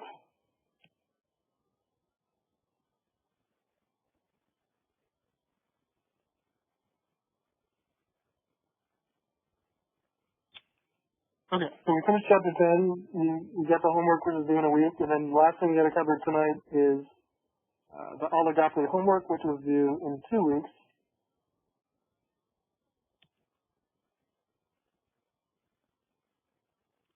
Okay, so this is a little bit, this is like the elasticity homework you did, where it's a little bit longer, but you're just going to do some analysis in Excel. And so let me give you guys this, and get you guys started on this, which you have 2 weeks to do.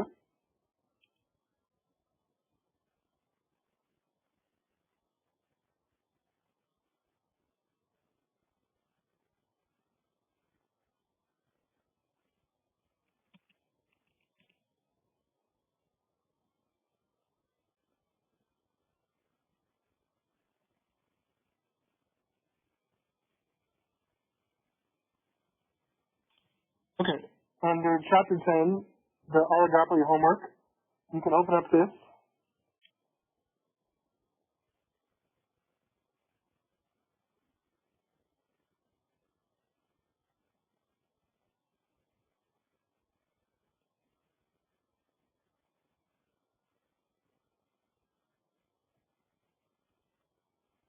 Alright, so this normally was in a group project, but I had to simplify it to make it individually because we can't be in groups at the current time. So This is a modified group project, but it should be a lot shorter than doing a group project, but you have to do it individually. So it should take you a little bit longer than a homework assignment, but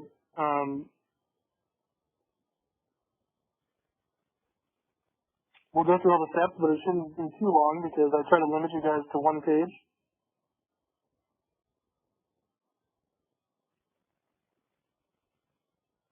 Okay, so it's a little bit longer than a normal homework, but it shouldn't take you more than a page. Or you can go, around a page. Alright, so here's what we're going to do here for this assignment, which is due in 2 weeks. Okay, so normally I would give one group a specific topic or oligopoly, but given that we're not doing groups, you guys can choose whatever you want. So each student is going to be assigned or choose two competing oligopolies to research. And so these are the ones I have suggested. Alright, so you got Amazon versus Alibaba, which is online retail. You guys know what both of those are. You can do Apple versus Microsoft, which is basically the software competing oligopolies. You can do Facebook versus Twitter, where probably the two biggest social media firms, where Facebook is probably a little bit bigger. And I think they just bought something today, just the gift company. And you have Netflix versus Roku, and so those are types of software where you can watch on-demand videos, that, for streaming services. And you can do another one is the Uber and Lyft, where you have two competing rideshare companies. So there's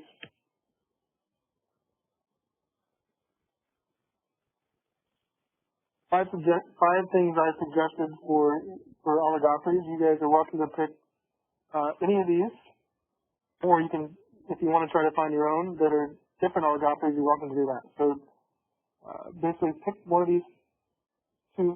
Pick this one. Either pick these two, or just pick one of the options, or pick something else. But let me know what you're picking. So you don't have to tell me which one you're picking unless you're picking something else. So if you want to do something else that you can think of for two oligopolies, you're welcome to. Just run it by me first. If not, just only pick one of these. So I don't care if some students do the same. Hopefully you guys don't all do the same one, but here's five options right here.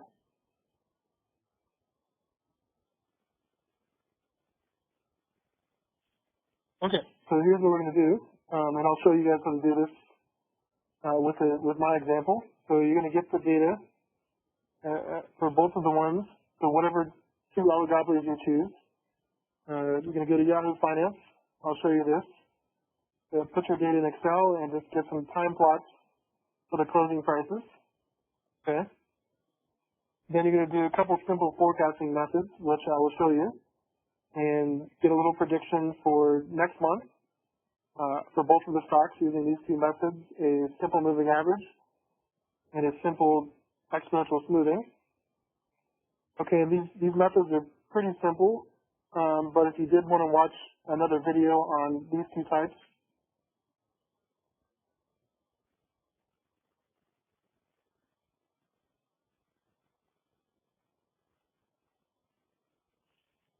there's a little 10-minute video on right here. So you're welcome to, I encourage you to watch that just to get more familiar with the model.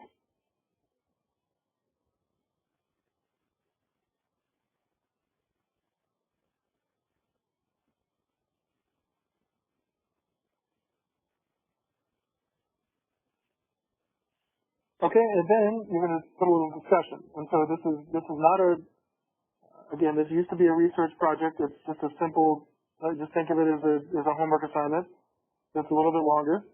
We have a brief discussion on the oligopoly market you chose. for these two firms that compete in that market. So if you chose, Facebook and Twitter, talk about the social media market and how those firms relate to it. If you chose Uber and Lyft, talk about the rideshare market and how those firms compete there, or whatever you chose. Okay, so mention if these firms follow the Cornell or Stackelberg, if that's possible. And then just what are your expectations for these oligopolies and this market going forward? Okay, and I'll help you do this, but your oligopoly homework should be about 1 page. All right, so don't get too crazy on this. Just try to keep it to a page with equations and graphs. Just like always, PDF or Word is preferred. And you don't need to submit your Excel file, so you can keep your data. I just need to see the graphs and the analysis. Okay. And so I'm going to walk you through getting the data in Excel. But here's some examples that I posted.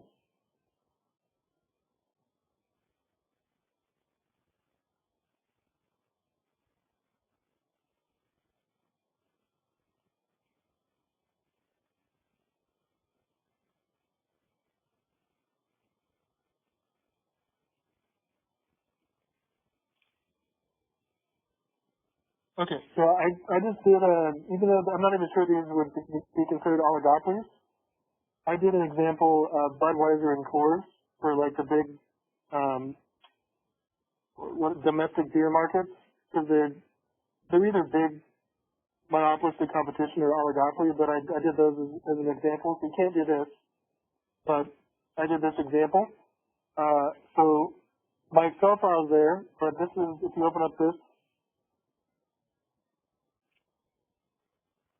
the BudTop Word document.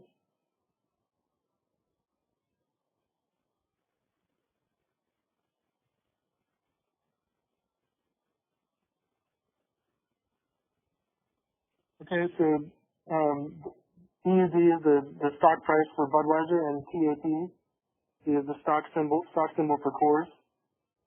And so this is an example of what your assignment should look like. So this shows you how it's just about a page where you have a couple graphs for the data.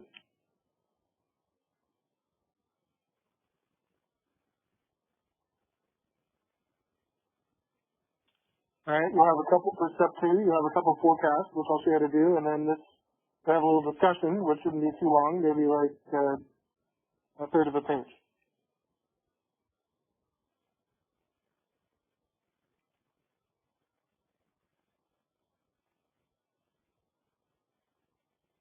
All right, so there you go as an example of what your product might look like. It's okay if you have to go over a page, that's fine if it's 2 pages, but you're only required to turn in a page like this, and if you can keep it to just the graphs and the little forecasts and the little discussion, then you can do it all in 1 page just like this, and you don't have to do too much analysis for this project, for this homework.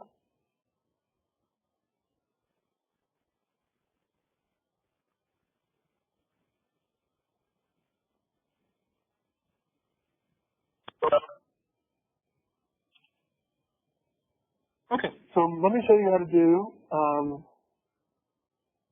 I'll use one of mine as an example to do the data and the graphs and the forecasts, and then you should be able to do it for your whatever stocks you choose.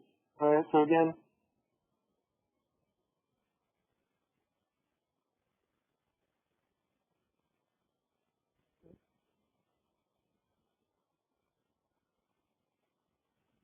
okay. So choose from these options for oligopolies, or pick your own. But I'm hoping that everyone doesn't choose the same one, but we'll see what we can do. So try to choose. Well, I don't know. I can't really put a number on who chooses what, but I'm hoping that at least one person chooses one of these. At least one of these gets chosen, but choose whichever one of these oligopoly options you think is most interesting, or if you have another idea, then you're welcome to choose that.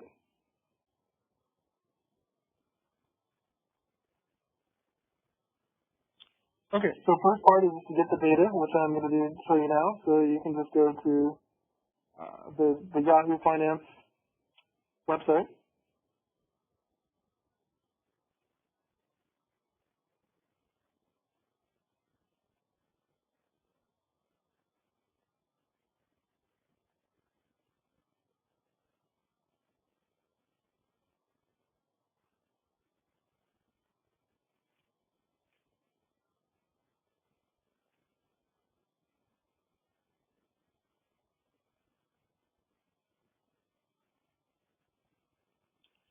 Okay, so just Google Yahoo Finance or go there. You can't miss it.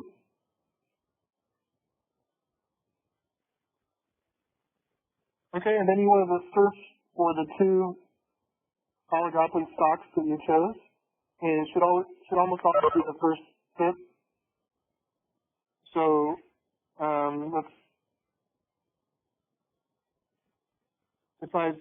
do the same example I did. So if I search for Budweiser,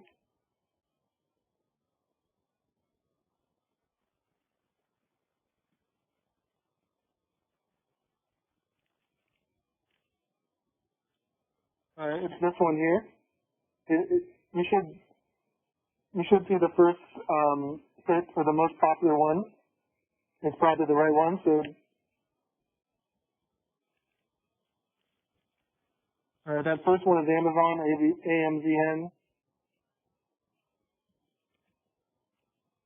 That's right. You should be. It should come up as the New York one. So you should make sure you're choosing the right one. But usually the first one is going to be it.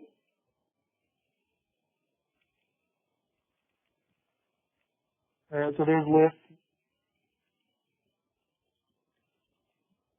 there's Uber, there's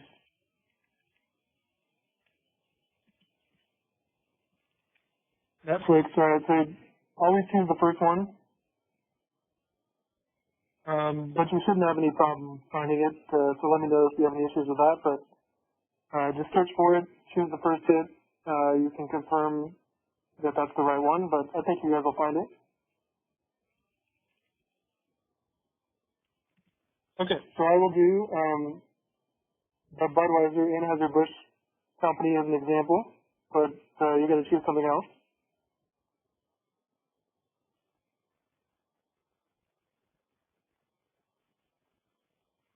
All right, so once you get to the page on Yahoo Finance for your stock, or we're going to do it twice, but for the first one,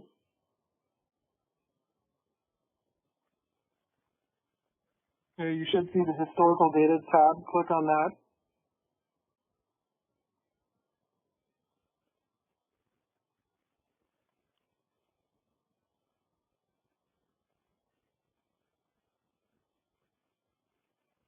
Okay, and then once you get here, you want to choose all of the data. So where it says time period, you can click on that menu and hit the max button because that'll give you all of it.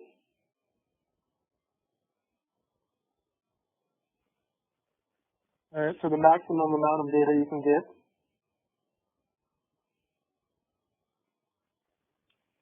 Okay, leave that as historical prices and then change the frequency to monthly.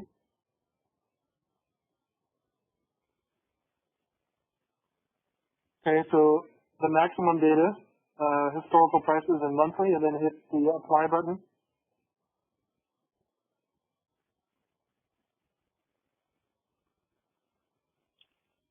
Okay, then wait for it to, finish loading, and then once you get to this point, just hit the download button.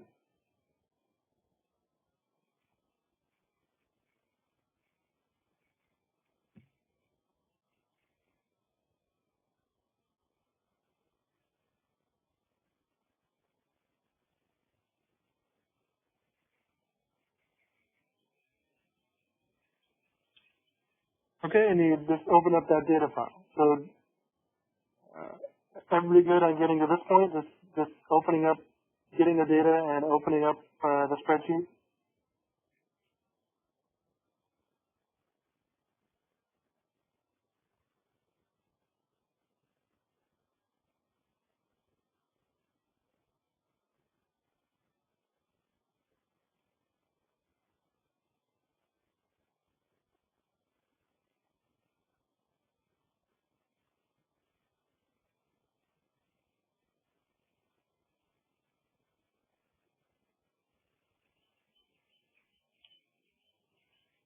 Okay, well, stop me if you have questions and lead me to do anything again, but, alright, so I have the data for Budweiser. It's going to give you a CSV file because it's a less, there's less data in the format, but you want to save it as Excel. And so just once you get one of the files, just save it as Excel.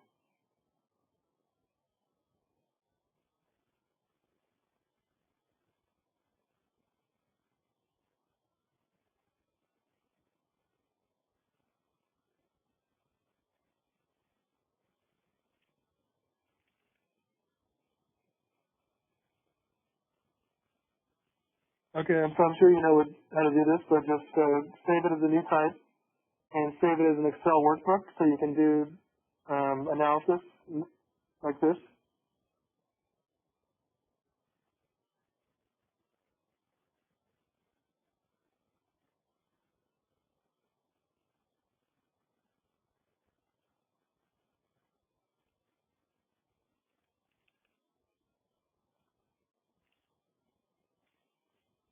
Okay, and then all you need for each oligopoly or each stock is just the date and the corresponding closing price. So you can just delete all the other stuff because you don't need it for this analysis. So I'm going to delete the open, high, low price columns because we don't need that for this project or homework.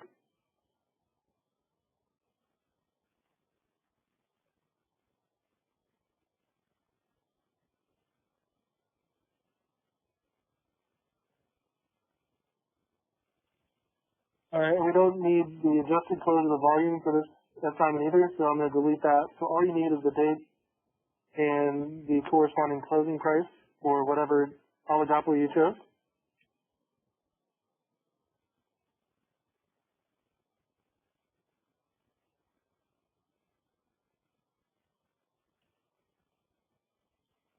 All right, and you should see that you have monthly data for whatever oligopoly it is for the closing price from whatever it went public, so it's going to be different, but it should go up to this month. So the last or most recent observation should be 5/1. It should be May 1st. So you should have up to May 1st for whatever oligopolies you chose.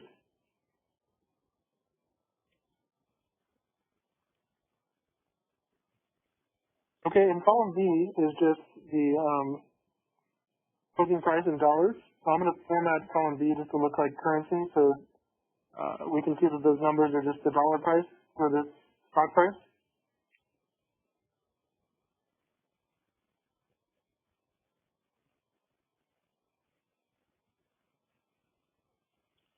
Okay, so if I choose column B and just change the format on the home tab to currency,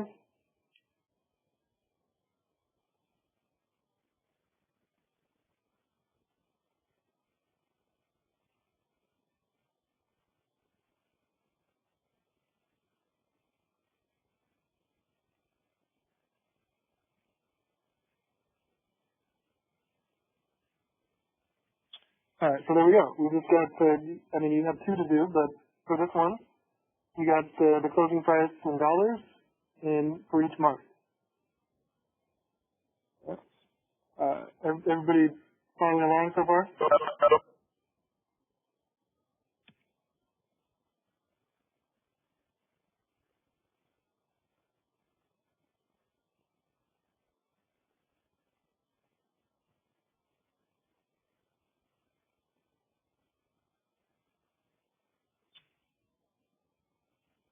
Okay. Next step. So we're still in step one. We're almost done with step one for one of the oligopolies.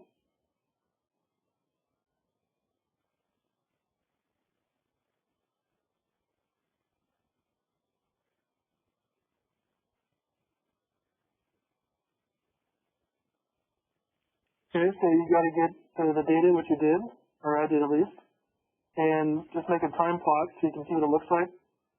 So let's do that.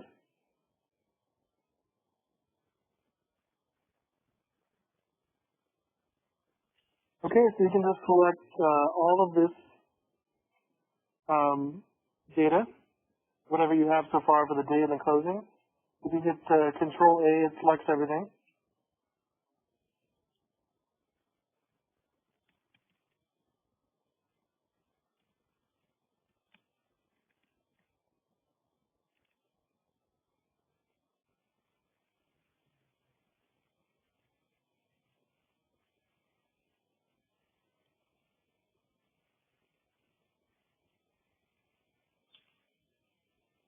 Okay, so with all the data selected, you can make a time plot.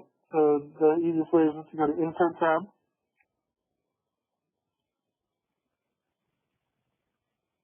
And recommended charts should give you the one you want.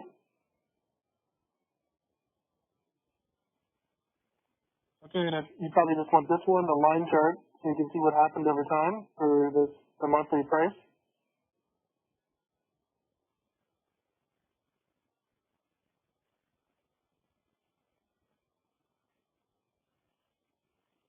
All right, so there you go. There's for whatever you chose, you should see that you got what happened, or what's happened to the average monthly price over time, and most likely in the current, depending on which one it is, a lot of stock prices are down right now, but yours might not be. I don't know.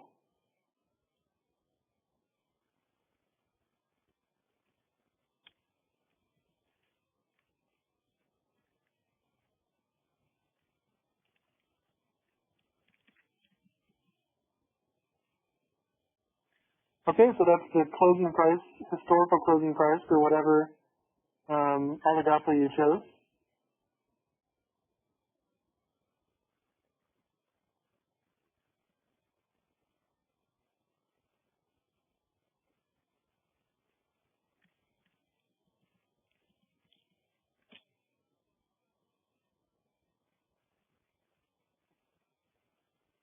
Okay, so that's step one for at least one of the oligopolies.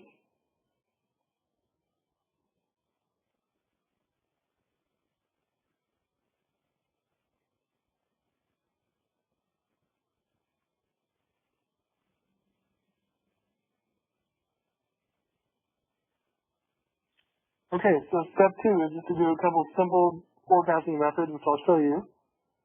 One's a moving average, and one is exponential smoothing. And they're both pretty simple, but let me show you what to do here.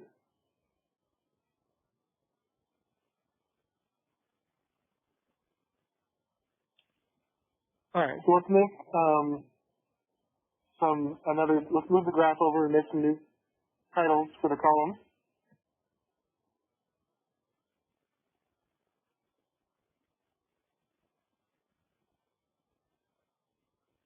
Okay, so column C, let's do the moving average first. And a moving average is just moving the average over time, which you'll see how it works. And you can choose a different degree of average to move. I'm going to choose a moving average of 2. If you want, you can choose a different moving average of 3 or 4 or whatever. But I'm going to stick with 2. You can stick with 2, and I'll show you how this works.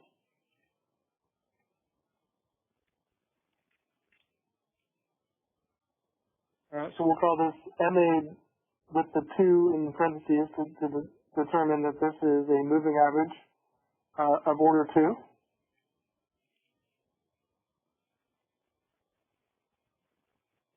Okay, so the moving average is just the average. Your prediction is the average of the last 2 data observations. Okay, so you can't start this until the third.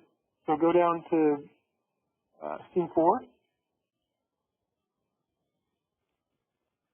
and start it there because you need at least 2 pieces of data to do the average of 2. All right, and then starting in C4, just type in equals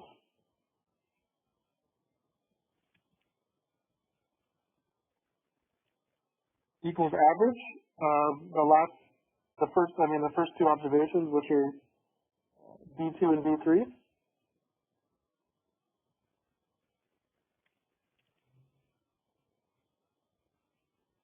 Okay, so it's just equal to the average of B2 and B3, so it's a moving average of the last 2.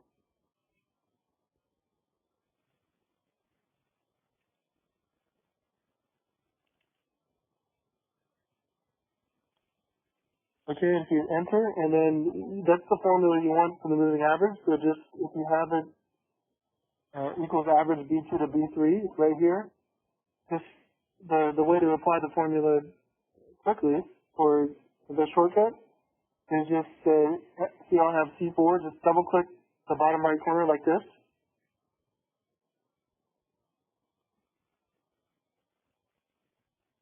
Okay, and that should apply the average all the way down the column.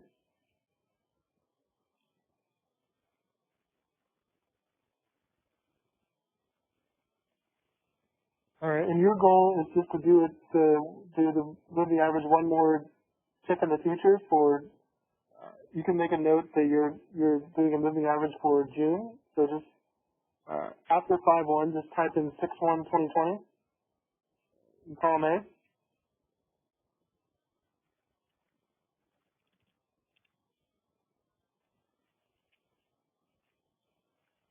Okay, and grab your last moving average from May and drag it down one more like this.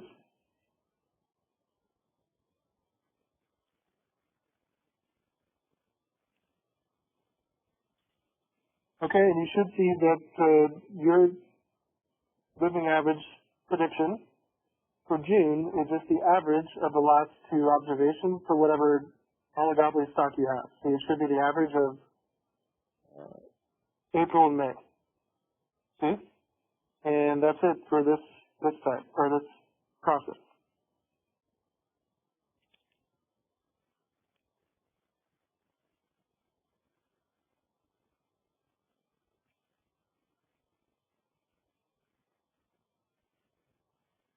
Okay?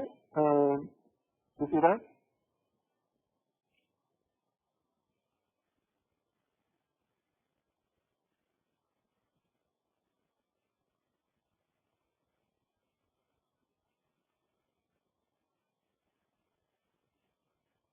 Okay. So let's do a few error metrics for comparison for this one. So in column D, you can call this error.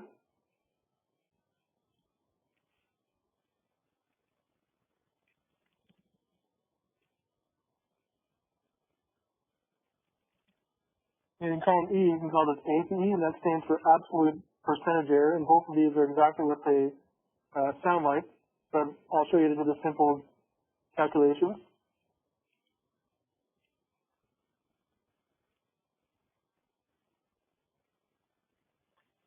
Okay, the error is just how far off the moving average prediction was from the actual data that occurred. So starting in D4, your error formula is just equal to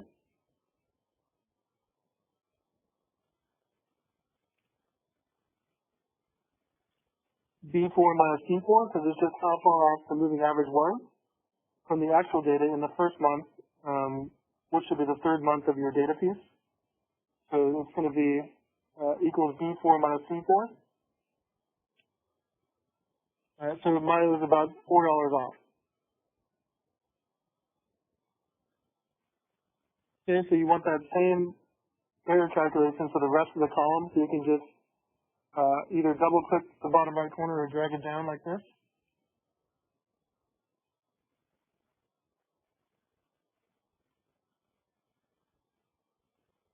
Okay, all the way down to month, so the one for May, and the very last one should be the May data minus the forecast for May.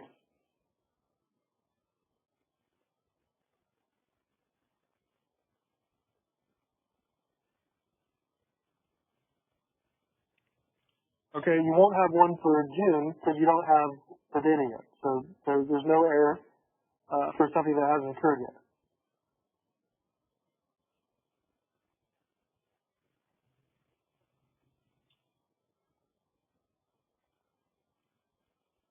Okay, and if you want, you can get the average of the error, and so you're just trying to confirm that your average error is around 0 because you don't want to see any kind of pattern. So just right here in this month 6, under the errors, you can just take the average.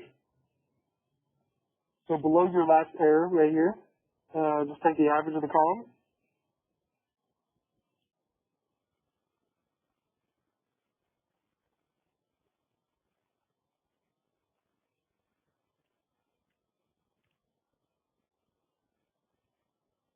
Okay, so it's the average of the first of D4 all the way down to your last May pair.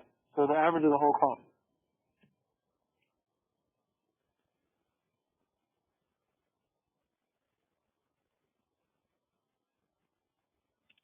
Alright, so normally it's not going to come out to, somehow it's come out to exactly 0, but yours is not going to be exactly 0. If I put out some more decimals, it wouldn't be 0, but just, the average should be around 0.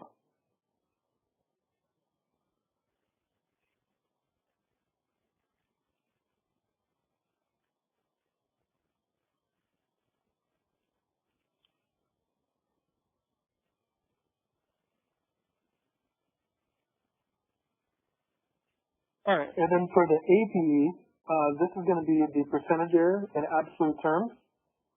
So I'd recommend formatting the E column as a percentage before you do this.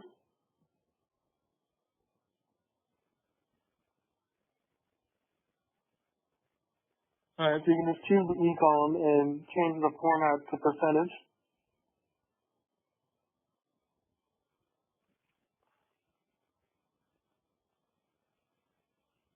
And then starting in E4, here's the formula for the absolute percentage error. It's just, you're just telling Excel to calculate the percent off from the actual data. So it's equal to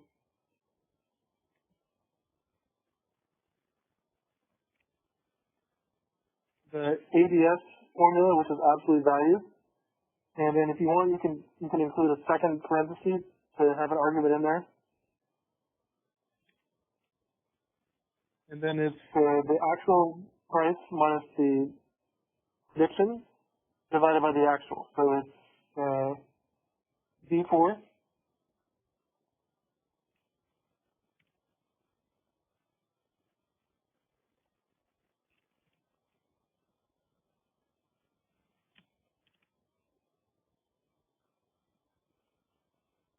Okay, so it's the absolute value of B4 minus C4 divided by B4. So the percent off that the prediction was from the actual. So absolute value of B4 minus C4 over B4 divided by B4.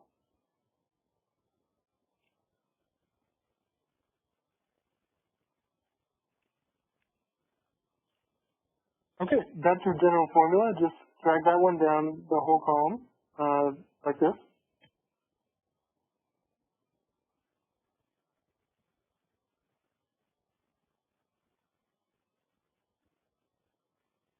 Okay, get all your APEs up to May. And then here, let's just take the average so you can see what the average error is. And this is called the MAPE, which is the mean absolute percentage error, which you're probably familiar with from any statistics course. So right here in the E column for the month of June, just take the average of the E column.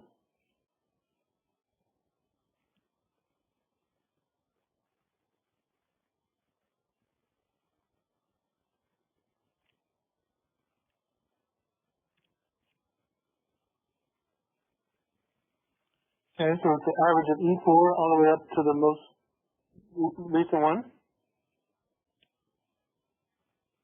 All right, so there you go. Mine was about 6% off on average.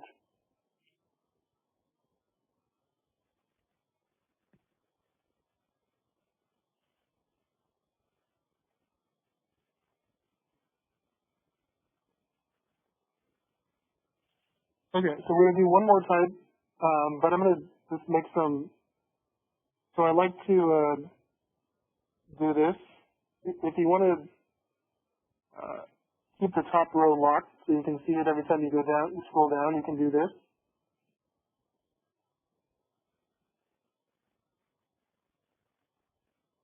If you go to the View tab and the Freeze Panes option and then the Freeze Top Row, That'll make it so you can see the title every time. So when we scroll down, we can see what we're looking at.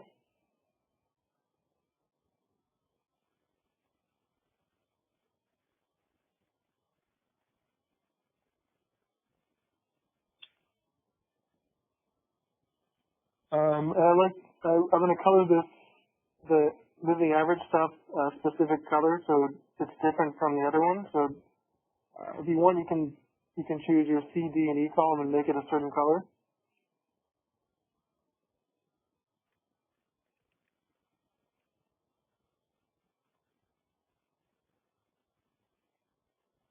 All right, so I know what this goes to the MA2 for light blue.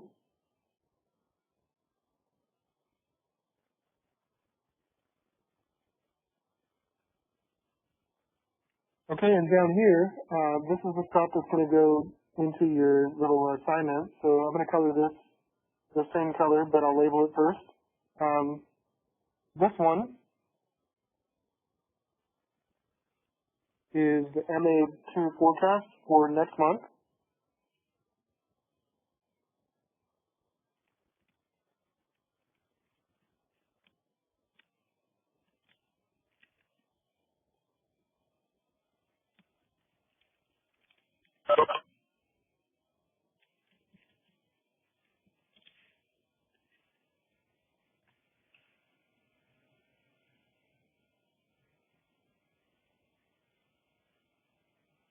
This one is the average error, the mean error.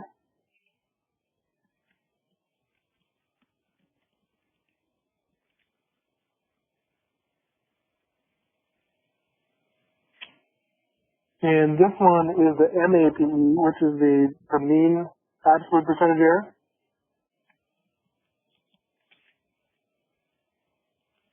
Okay, and if you want, you can just highlight this little block, because this is what you need to include in part of your assignment.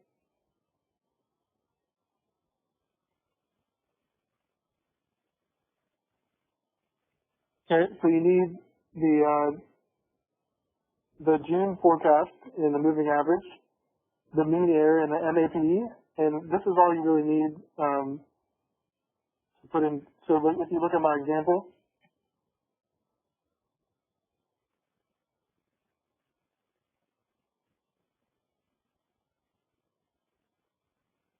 all right, so see how I put in the little, this is the data I copied and pasted to put into the assignment part.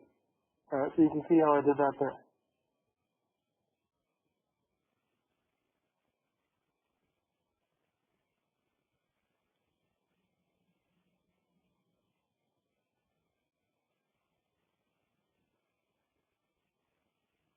Okay, so we'll do the exponential smoothing part, and then you guys should be good to do the rest of it for the other oligopoly as well. But everybody following so far? All right, I'll put this video on YouTube as well, so in case you missed something, you can rewatch it.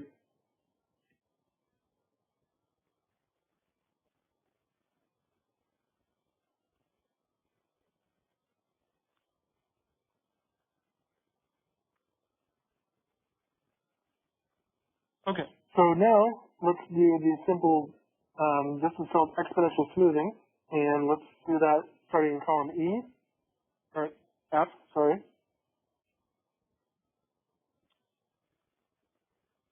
Um,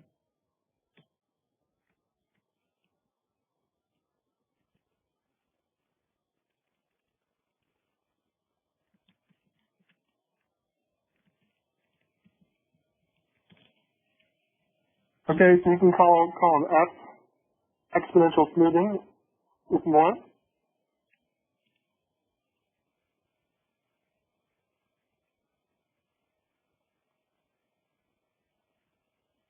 And then we'll need the associated error and the AP for this one to compare them and put into your assignment.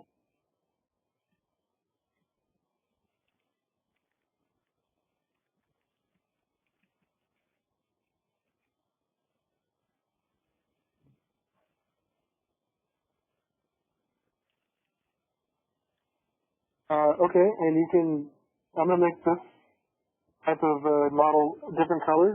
You can do that if you want.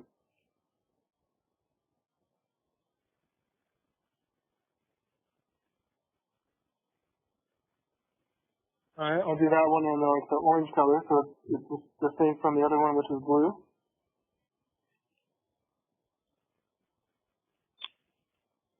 Okay, and so exponential smoothing is kind of a weighted, um, you're doing like a weighted percent, um, you're doing a weight on the last observation, then a weight on the last forecast.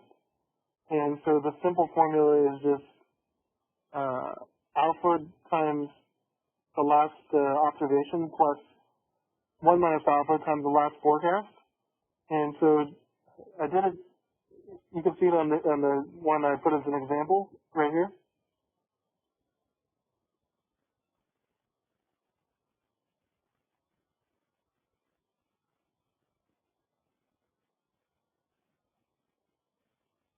Okay, and so your simple exponential smoothing is just specify an alpha, which is the weight you put to the last observation.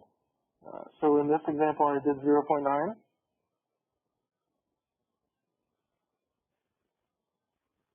And then the rest of the weight goes to the last forecast, which is if alpha is 0.9, then 1 minus alpha is 0.1.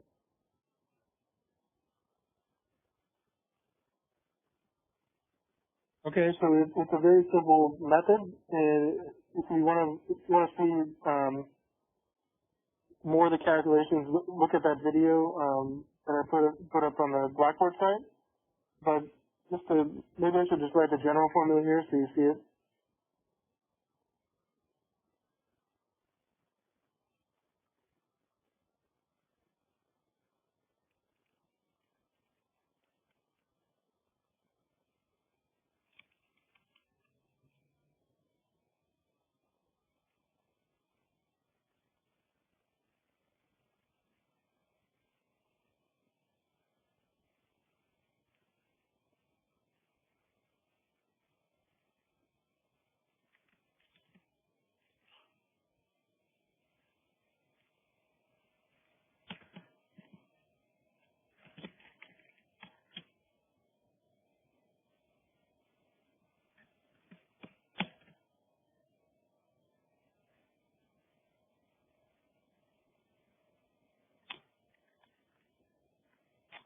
Hold on, I'm trying to get the outputs here.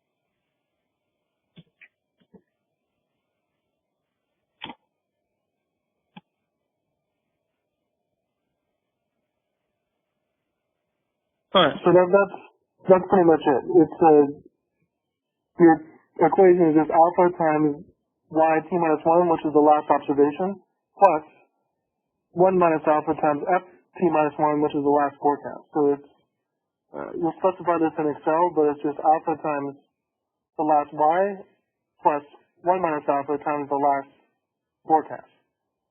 And you can control how big alpha is by moving it up or down, but I'll use an alpha of 0.9, but this is the general formula here.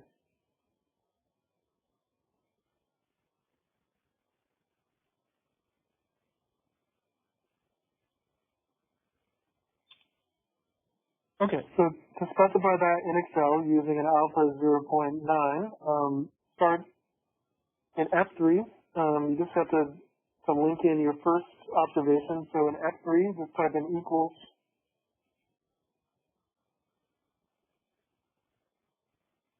B2.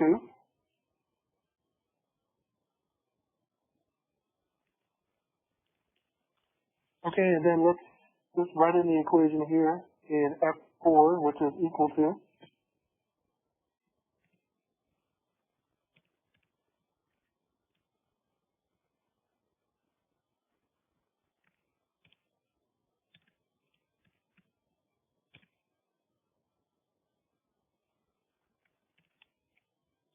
Alright, so that's exactly like I told you, or I specified in the general form.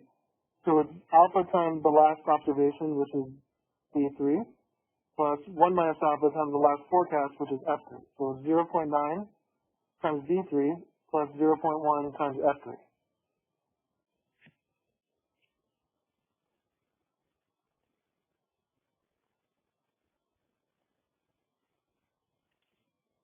Okay, and then just hit enter. And that's the formula. Just drag it down the rest of the column to get the exponential smoothing for all of the rows.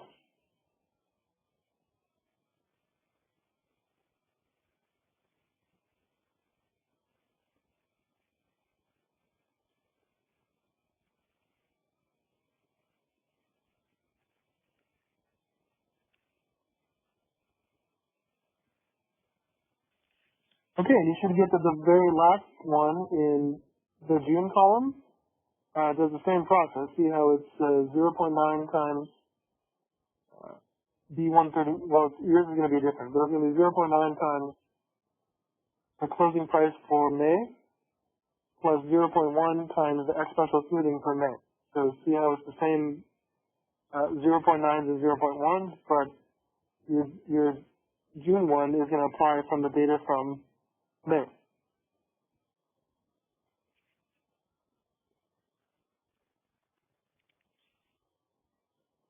All right. So that's the exponential smoothing forecast.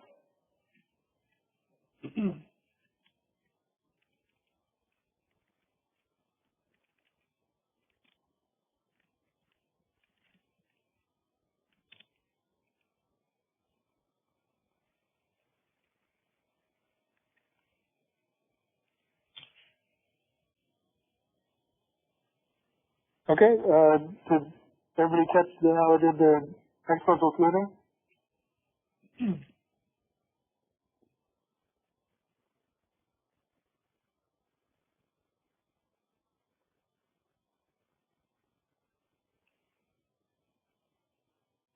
Okay. All right. We're almost done. I just want to make sure you guys have everything you need for the homework. Okay. So the last thing is we'll calculate the error and then the APE, then take the averages.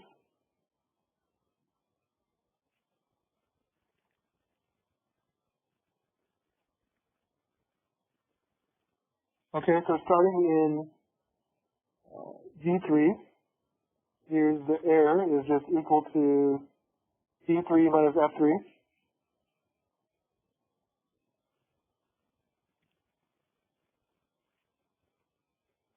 Okay. Actual closing price minus the prediction is the error, how far off it was. About $3 off, and then just drag that formula down to the G column to get all the errors.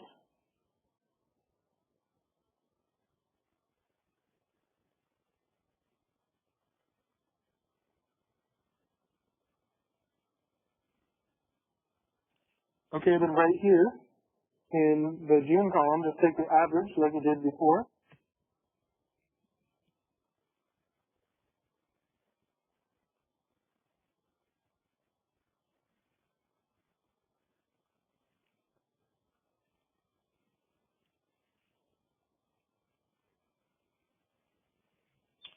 Okay, the average of the whole error column, enter.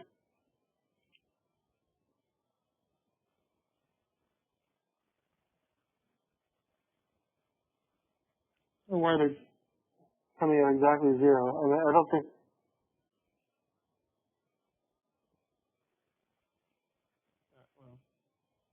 there's, if you add more decimals, it should, like I said, it should come out to around zero, but it's surprising that it's exactly zero.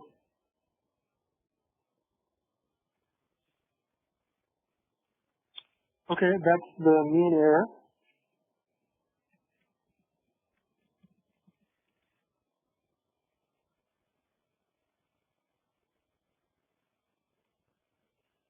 Alright, then let's get the APE again for the exponential smoothing one.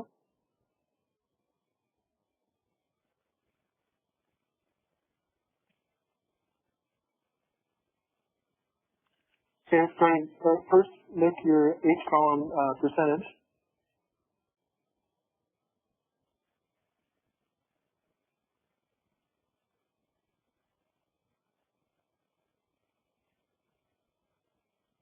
Alright, and then starting in H3, it's equal to the same formula, absolute value.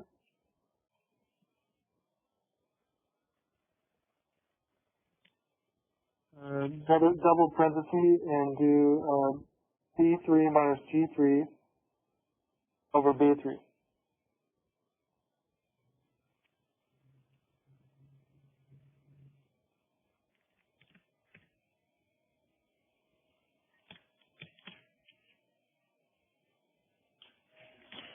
Okay, equals absolute value of actual closing minus prediction. Oh, no, sorry, this is should be B3 minus F3.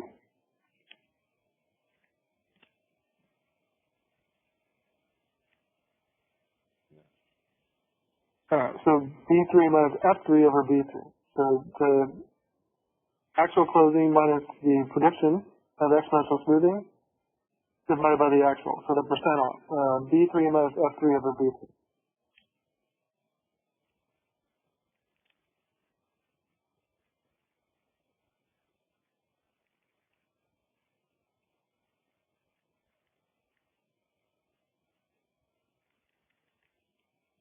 Okay, and then just apply that down the H column. Drag it down like this.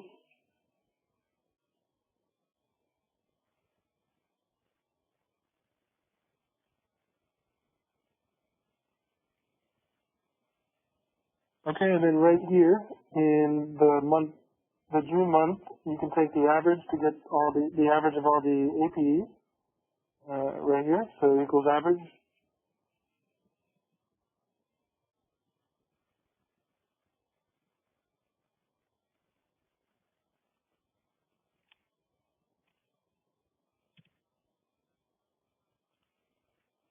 Okay, average of the whole APE column. Enter. All right, and that's the MAPE, which is the mean for average absolute percentage error. So I'll make a note of that.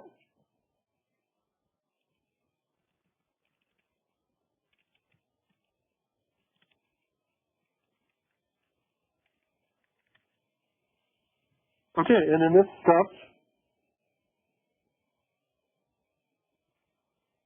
applies to the exponential smoothing data and analysis. So I'm going to make it the same color so I don't get confused.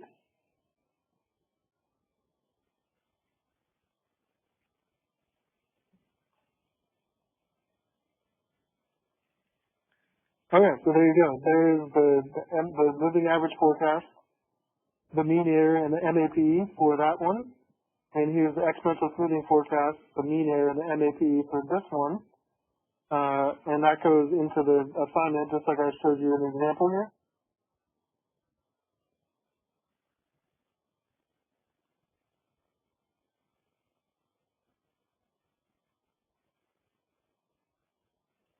Okay, so for one of your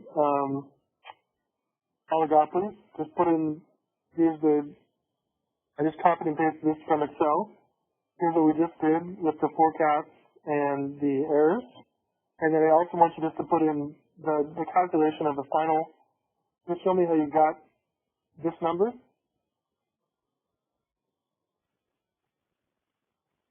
Okay, so the moving average is just the average of the last two observations. So I was just showing you how I got that number by taking the average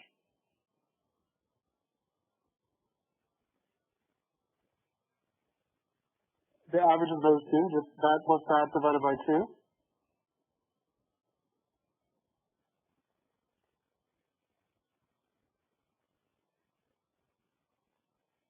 And for the exponential smoothing, just show me how you got this number, right? And just do the alpha, 0.9 times the last observation plus 0.1 times the last forecast. So I just did that here.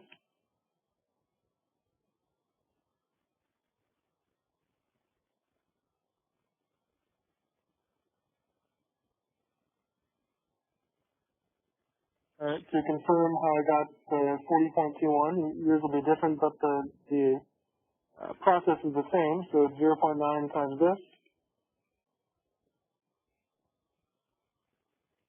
Alright, and then plus 0.1 times this, which is, it should be the same calculation that you got here. There's the formula.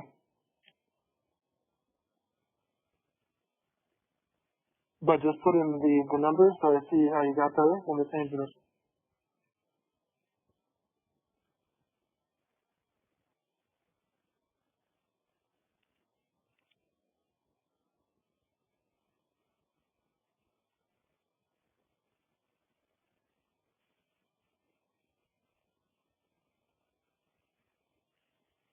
Okay, so I showed you how to do the data and the forecast for my Budweiser example, and you would do this. You do that for both of the oligopolies, right? So just do that same process for both of them and put it into your assignment.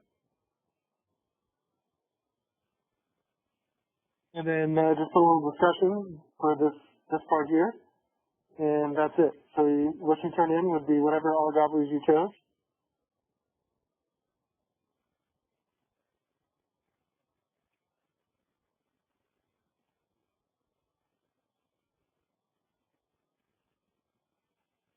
All right, and you got the data with the two graphs there. Okay, you got the forecast with the two types for each oligopoly and the calculations. And then just a little discussion how this relates to the current oligopoly market and, you know, whatever your thoughts are going forward. But try to keep it to around a page. And, you know, this is just think of it like a homework assignment, but a little bit longer.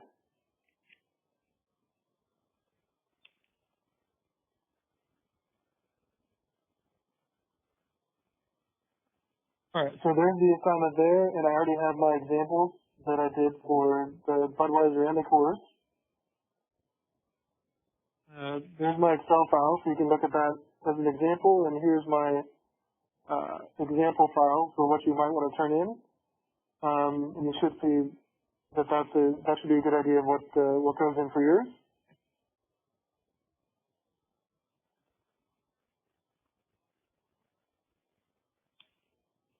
Okay, and whenever you finish that, that just goes in there. So remember, you don't need to turn in the Excel file, just the Word of the PDF, whatever you like. And that is due.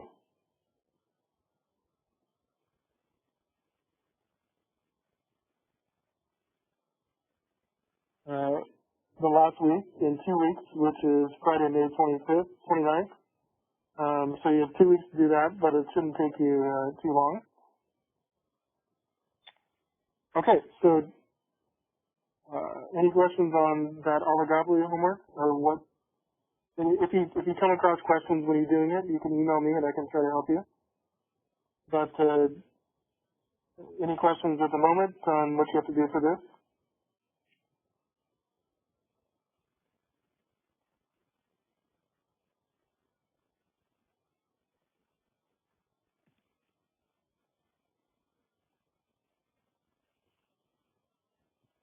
Okay, well, if something comes up, let me know. But I think we're going to spend enough time on that for tonight. And I'll put this video on YouTube either tonight or tomorrow morning, so in case you need to see any preps again, you can see those.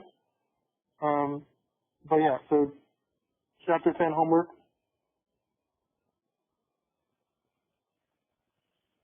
due next Friday in a week. This oligopoly homework due 2 weeks.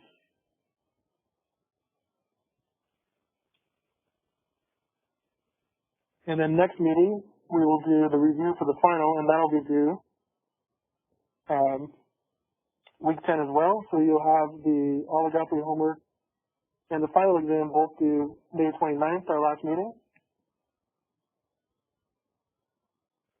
Okay, so try to get if you have extra time, try to get the oligopoly homework done so you can spend more time on the final, but you have 2 weeks to do that as well. So, all right. Let me know if you have any questions, and I think that'll wrap it up for tonight. And so sorry I went a little long, but I wanted to make sure you guys had everything needed for the oligopoly homework. And okay, so I will see you guys in a week. Thanks for sticking around for over 2.5 hours or so. And please have a good weekend and stay safe.